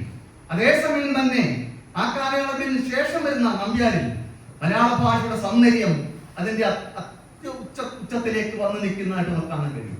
അപ്പൊ ഈ 3 പേരോടെ ചേർന്ന് മലയാള സാഹിത്യത്തെയും, മലയാള കവിതാ സാഹിത്യത്തെയും, മലയാള ഭാഷയെയും അതിന്റെ അത്യുന്നതിയിലേക്ക് നയിക്കുന്ന കാഴ്ച നമുക്ക് കാണാൻ കഴിയും. അപ്പൊ കവിതാരംഗം അത് പിന്നീട് വരുമ്പോഴത്തേക്ക് മാറി മറിയുകയാണ്. കവിത പുതിയ തലങ്ങളിലേക്ക് പോവുകയാണ്. കാൽപ്പനിക ഭാവാന്തരീക്ഷം ഇംഗ്ലീഷ് കാവ്യങ്ങളും സ്വായത്തമാക്കിയ നമ്മുടെ മലയാള കവികൾ അവർ പുതിയ തലങ്ങൾ തേടുകയാണ്. കവിത്രയത്തിന്റെ കാലത്തോടുകൂടി മലയാള കവിതയുടെ ജാതകം തിരുത്തി കുറിച്ചു എന്ന് വേണമെങ്കിൽ പറയാൻ കഴിയും. അങ്ങനെ വെള്ളത്തോടും ആശാനും ഉള്ളൂരും മലയാള കവിതയെ പുതിയൊരു മാർഗത്തിലേക്ക് നയിക്കുന്ന കാഴ്ച നമ്മൾ കണ്ടു. അപ്പൊ അങ്ങനെ മലയാള ഭാഷയെയും കവിതയും പുനരുദ്ധരിക്കുവാൻ നിരവധി പേർ ശ്രമിക്കുകയും അതേസമയം തന്നെ ചന്ദുമേനോനെ പോലെയുള്ളവർ പാശ്ചാത്യ ഗദ്യ സാഹിത്യത്തിൽ നിന്നും നോവൽ പോലുള്ള ഗദ്യ സാഹിത്യത്തെ മനസ്സിലാക്കി അങ്ങനെ ചന്ദുമേനോനെ പോലെയുള്ളവർ മലയാളത്തിൽ പുതിയ നോവൽ പോലുള്ള പ്രസ്ഥാനങ്ങൾ വഴിതെളിക്കുകയും ചെയ്തു. അത് ലോക സാഹിത്യത്തിൽ തന്നെ, വിശ്വസാഹിത്യത്തിൽ തന്നെ കിടപിടിക്കുന്ന തരത്തിലുള്ള കൃതികൾ പിൽക്കാലത്ത് മലയാള നോവൽ സാഹിത്യത്തിൽ ഉണ്ടായിട്ടുണ്ട്. അങ്ങനെ തകഴിയും ദേവും ബഷീറും മറ്റുള്ളവരും എത്തിച്ചേർന്നതോടെ മലയാള നോവൽ പ്രസ്ഥാനം അതിന്റെ ഉച്ചസ്ഥായിയിൽ എത്തുകയും വിശ്വ സാഹിത്യത്തിൽ പോലും കിടപിടിക്കുന്ന കൃതികൾ ഉണ്ടാവുകയും ചെയ്തു. മലയാള ഭാഷയും സാഹിത്യവും അതിന്റെ പൂർണ്ണതയിൽ എത്തി നിൽക്കുമ്പോഴും ഇന്നും മലയാള ഭാഷയ്ക്ക് അതിൻ്റെതായ ലക്ഷ്യപ്രാപ്തിയിൽ എത്തുവാൻ കഴിഞ്ഞിട്ടുണ്ടോ എന്നൊരു ചോദ്യചിഹ്നമായിട്ട് ഇന്ന് അവശേഷിക്കുകയാണ്. കാരണം നമ്മൾ പലരും മനസ്സിലാക്കാത്ത ഒരു കാര്യമുണ്ട്. ഏത് കാലത്തും ഒരു ഭാഷ വളരണമെങ്കിൽ അത് സമൂഹത്തിനൊപ്പം, സമൂഹത്തിന്റെ വളർച്ചയ്ക്കൊപ്പം നിന്നാൽ മാത്രമേ അതിന് വളർന്ന് വികാസം പ്രാപിക്കാൻ കഴിയുള്ളൂ. അപ്പൊ കാലം മാറി, ഭാഷയുടെ പൂർണ്ണതയെത്തി, ശരിയാണ്, മലയാള ഭാഷയുടെ പൂർണ്ണതയെത്തി നിൽക്കുകയാണ്. പക്ഷെ അതൊക്കെ ശരിയാണ്. പക്ഷെ ഇന്നും അതിന് വേണ്ടുന്ന വളർച്ച ഉണ്ടായിട്ടില്ല എന്നാണ് എനിക്ക് തോന്നുന്നത്. കാര്യം നമുക്ക് എന്തുകൊണ്ട് ഈ ആധുനിക സാങ്കേതിക വിദ്യ പോലുള്ള കാര്യങ്ങൾ, ആ സാങ്കേതിക വിദ്യയിൽ വരുന്ന വിഷയങ്ങളും വിജ്ഞാനങ്ങളും എന്തുകൊണ്ട് മലയാളത്തിലേക്ക് ആവാഹിക്കുവാൻ നമുക്ക് കഴിയുന്നില്ല? നമ്മുടെ കുട്ടികൾ മലയാളത്തിലൂടെ എന്തുകൊണ്ട് ഇത്തരം കാര്യങ്ങൾ പഠിക്കുന്നില്ല? ഈ പറയുന്ന കമ്പ്യൂട്ടർ സയൻസും അതുപോലെ സാങ്കേതിക പരിജ്ഞാനങ്ങളും വൈദ്യശാസ്ത്രവും എഞ്ചിനീയറിംഗും മറ്റും ഒക്കെ അങ്ങനെ ഒരുപാട് പുതിയ വിജ്ഞാന ലോകങ്ങളുണ്ട്. ഈ വിജ്ഞാന ലോകങ്ങളെ എപ്പോഴാണോ നമുക്ക് മലയാളത്തിലേക്ക് ആവാഹിക്കുവാനും അത് കുട്ടികളെ നമ്മുടെ മാതൃഭാഷയിൽ പഠിപ്പിക്കുവാനും കഴിയുന്നത്, ആ ഒരു കാലഘട്ടം വരുമ്പോൾ മാത്രമേ നമ്മുടെ മലയാളത്തിൽ ഇനിയുള്ള ഭാവി കാലം അതിന്റെ പൂർണ്ണതയിൽ എത്തിച്ചേരുവാൻ കഴിയുള്ളൂ എന്ന് എനിക്ക് മനസ്സിലാക്കാൻ കഴിയുന്നത്. അല്ലാതെ നമ്മളെന്നും ഈ പറയുന്ന സാഹിത്യരചനാ ക്ലാസ്സുകളും ഭാഷാഭൂഷണവും നൃത്തമഞ്ജരിയും ഒക്കെ പഠിപ്പിച്ചുകൊണ്ടിരുന്നാൽ മാത്രം പോരാ. അത് വേണ്ടെന്നല്ല പറയുന്നത്, അത് വേണം. അതേസമയം തന്നെ ആധുനിക കാലത്ത് ഉണ്ടായിട്ടുള്ള സാങ്കേതിക വിദ്യകളെയും മറ്റ് വിജ്ഞാന തലങ്ങളെയും മലയാളത്തിലേക്ക്, മലയാള ഭാഷയിലേക്ക് കൊണ്ടുവന്നെങ്കിൽ മാത്രമേ നമ്മുടെ കുട്ടികൾക്ക് പ്രയോജനം ഉണ്ടാവൂ, നമ്മുടെ ഭാഷയെ അവർ ബഹുമാനിക്കൂ, ആദരിക്കൂ, അതിനുള്ള കടപ്പാട് അവർക്ക് ഉണ്ടാവുകയുള്ളൂ എന്നാണ് എനിക്ക് തോന്നുന്നത്. അല്ലാതെ കണ്ട് എക്കാലത്തും നമ്മൾ പഴയ ഒരു രീതി തുടർന്നുകൊണ്ടേയിരുന്നാൽ കുറച്ച് സാഹിത്യം പഠിച്ചതുകൊണ്ടോ, കുറച്ച് കവിത മാത്രം പഠിച്ചതുകൊണ്ടോ, കുറച്ച് നാടകം പഠിച്ചതുകൊണ്ടോ ഒന്നും തന്നെ ജീവിതമാകുന്നില്ല. മറിച്ച് ജീവിതത്തിന് അനുകൂലമായ സാഹചര്യം ഒരുക്കിക്കൊണ്ട് പുതിയ വിജ്ഞാനത്തെ കൂടി ഉൾക്കൊള്ളുവാൻ മലയാള ഭാഷയ്ക്ക് കഴിയുമ്പോഴാണ് മലയാള ഭാഷയ്ക്ക് അതിൻ്റെതായ സ്ഥാനവും മാനവും ലഭ്യമാകുന്നത് എന്ന് പറയേണ്ടി വരും. അങ്ങനെ ഒരു കാലം, അങ്ങനെ ഒരു യൂണിവേഴ്സിറ്റി ഉണ്ടാവട്ടെ, അല്ലെങ്കിൽ ഈ പറയുന്ന തരത്തിലുള്ള കമ്പ്യൂട്ടർ സയൻസും മലയാളവും സോഷ്യൽ സയൻസും മലയാളം എയറോനോട്ടിക് എഞ്ചിനീയറിംഗും മലയാളം ആയുർവേദവും മലയാളം സിദ്ധവൈദ്യവും ഒക്കെ പഠിപ്പിക്കുന്ന ഒരു സർവകലാശാല എന്ന് കേരളത്തിൽ ഉണ്ടാവുന്നു, അന്ന് മാത്രമായിരിക്കും മലയാള ഭാഷയോട് ഈ ഭാവിയിൽ വരുന്ന തലമുറയ്ക്ക് എന്തെങ്കിലും കടപ്പാടും ബഹുമാനം ഉണ്ടാവുന്നത്. ഇവിടെ നേരത്തെ സൂചിപ്പിക്കുകയുണ്ടായി, ഈ പ്ലസ് ടു കഴിഞ്ഞ വിദ്യാർത്ഥികൾ അല്ലെങ്കിൽ BA കഴിഞ്ഞ് ഡിഗ്രി കഴിഞ്ഞ് വരുന്ന വിദ്യാർത്ഥികൾക്ക് അക്ഷരം അറിയാൻ വേണ്ട അവസ്ഥയാണ്. യാതൊരു സംശയം വേണ്ട. മലയാള അക്ഷരങ്ങൾ ശരിക്കും എഴുതാൻ അറിയാൻ പറ്റുന്ന അവസ്ഥയാണുള്ളത്. എന്റെ ഓഫീസിലേക്ക് ഒരു കുട്ടി വന്നു. ആ കുട്ടിയെ വന്നിരുന്ന ആ കുട്ടിക്ക് ഞാൻ എഴുതി കൊടുക്കുന്നത് ഞാൻ വായിച്ചു കൊടുത്താൽ ടൈപ്പ് ചെയ്യാൻ വയ്യ. ഞാൻ വായിച്ചു കൊടുത്താൽ ആ കുട്ടിക്ക് ടൈപ്പ് ചെയ്യാൻ വയ്യ.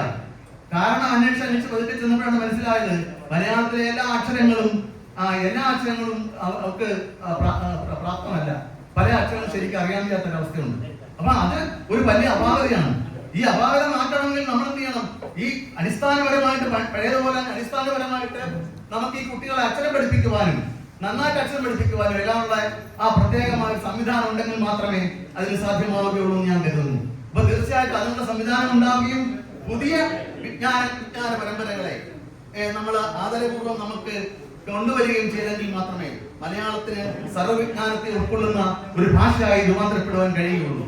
അങ്ങനെ ഉണ്ടാവട്ടെ എന്ന് മാത്രം അപേക്ഷിച്ചുകൊണ്ട് പറഞ്ഞുകൊണ്ട് ഞാൻ എൻ്റെ ഈ വലിയ വേളയുടെ സംസാരം അത് ദീർഘിപ്പിച്ചില്ല. എല്ലാവർക്കും നന്ദി, നമസ്കാരം. ആശംസകളാണ്. ആദ്യം തിരൂർ ദിനേശ്.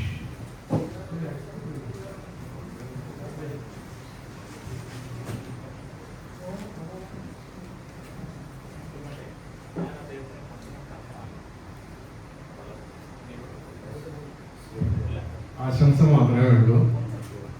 സമയം വൈകിപ്പിക്കുകയാണ്. ഉച്ചയ്ക്ക് ശേഷമുള്ള സമയമായതുകൊണ്ടാണ് നമുക്ക് വളരെ കുറച്ച് സമയം കൊണ്ട് കൂടുതൽ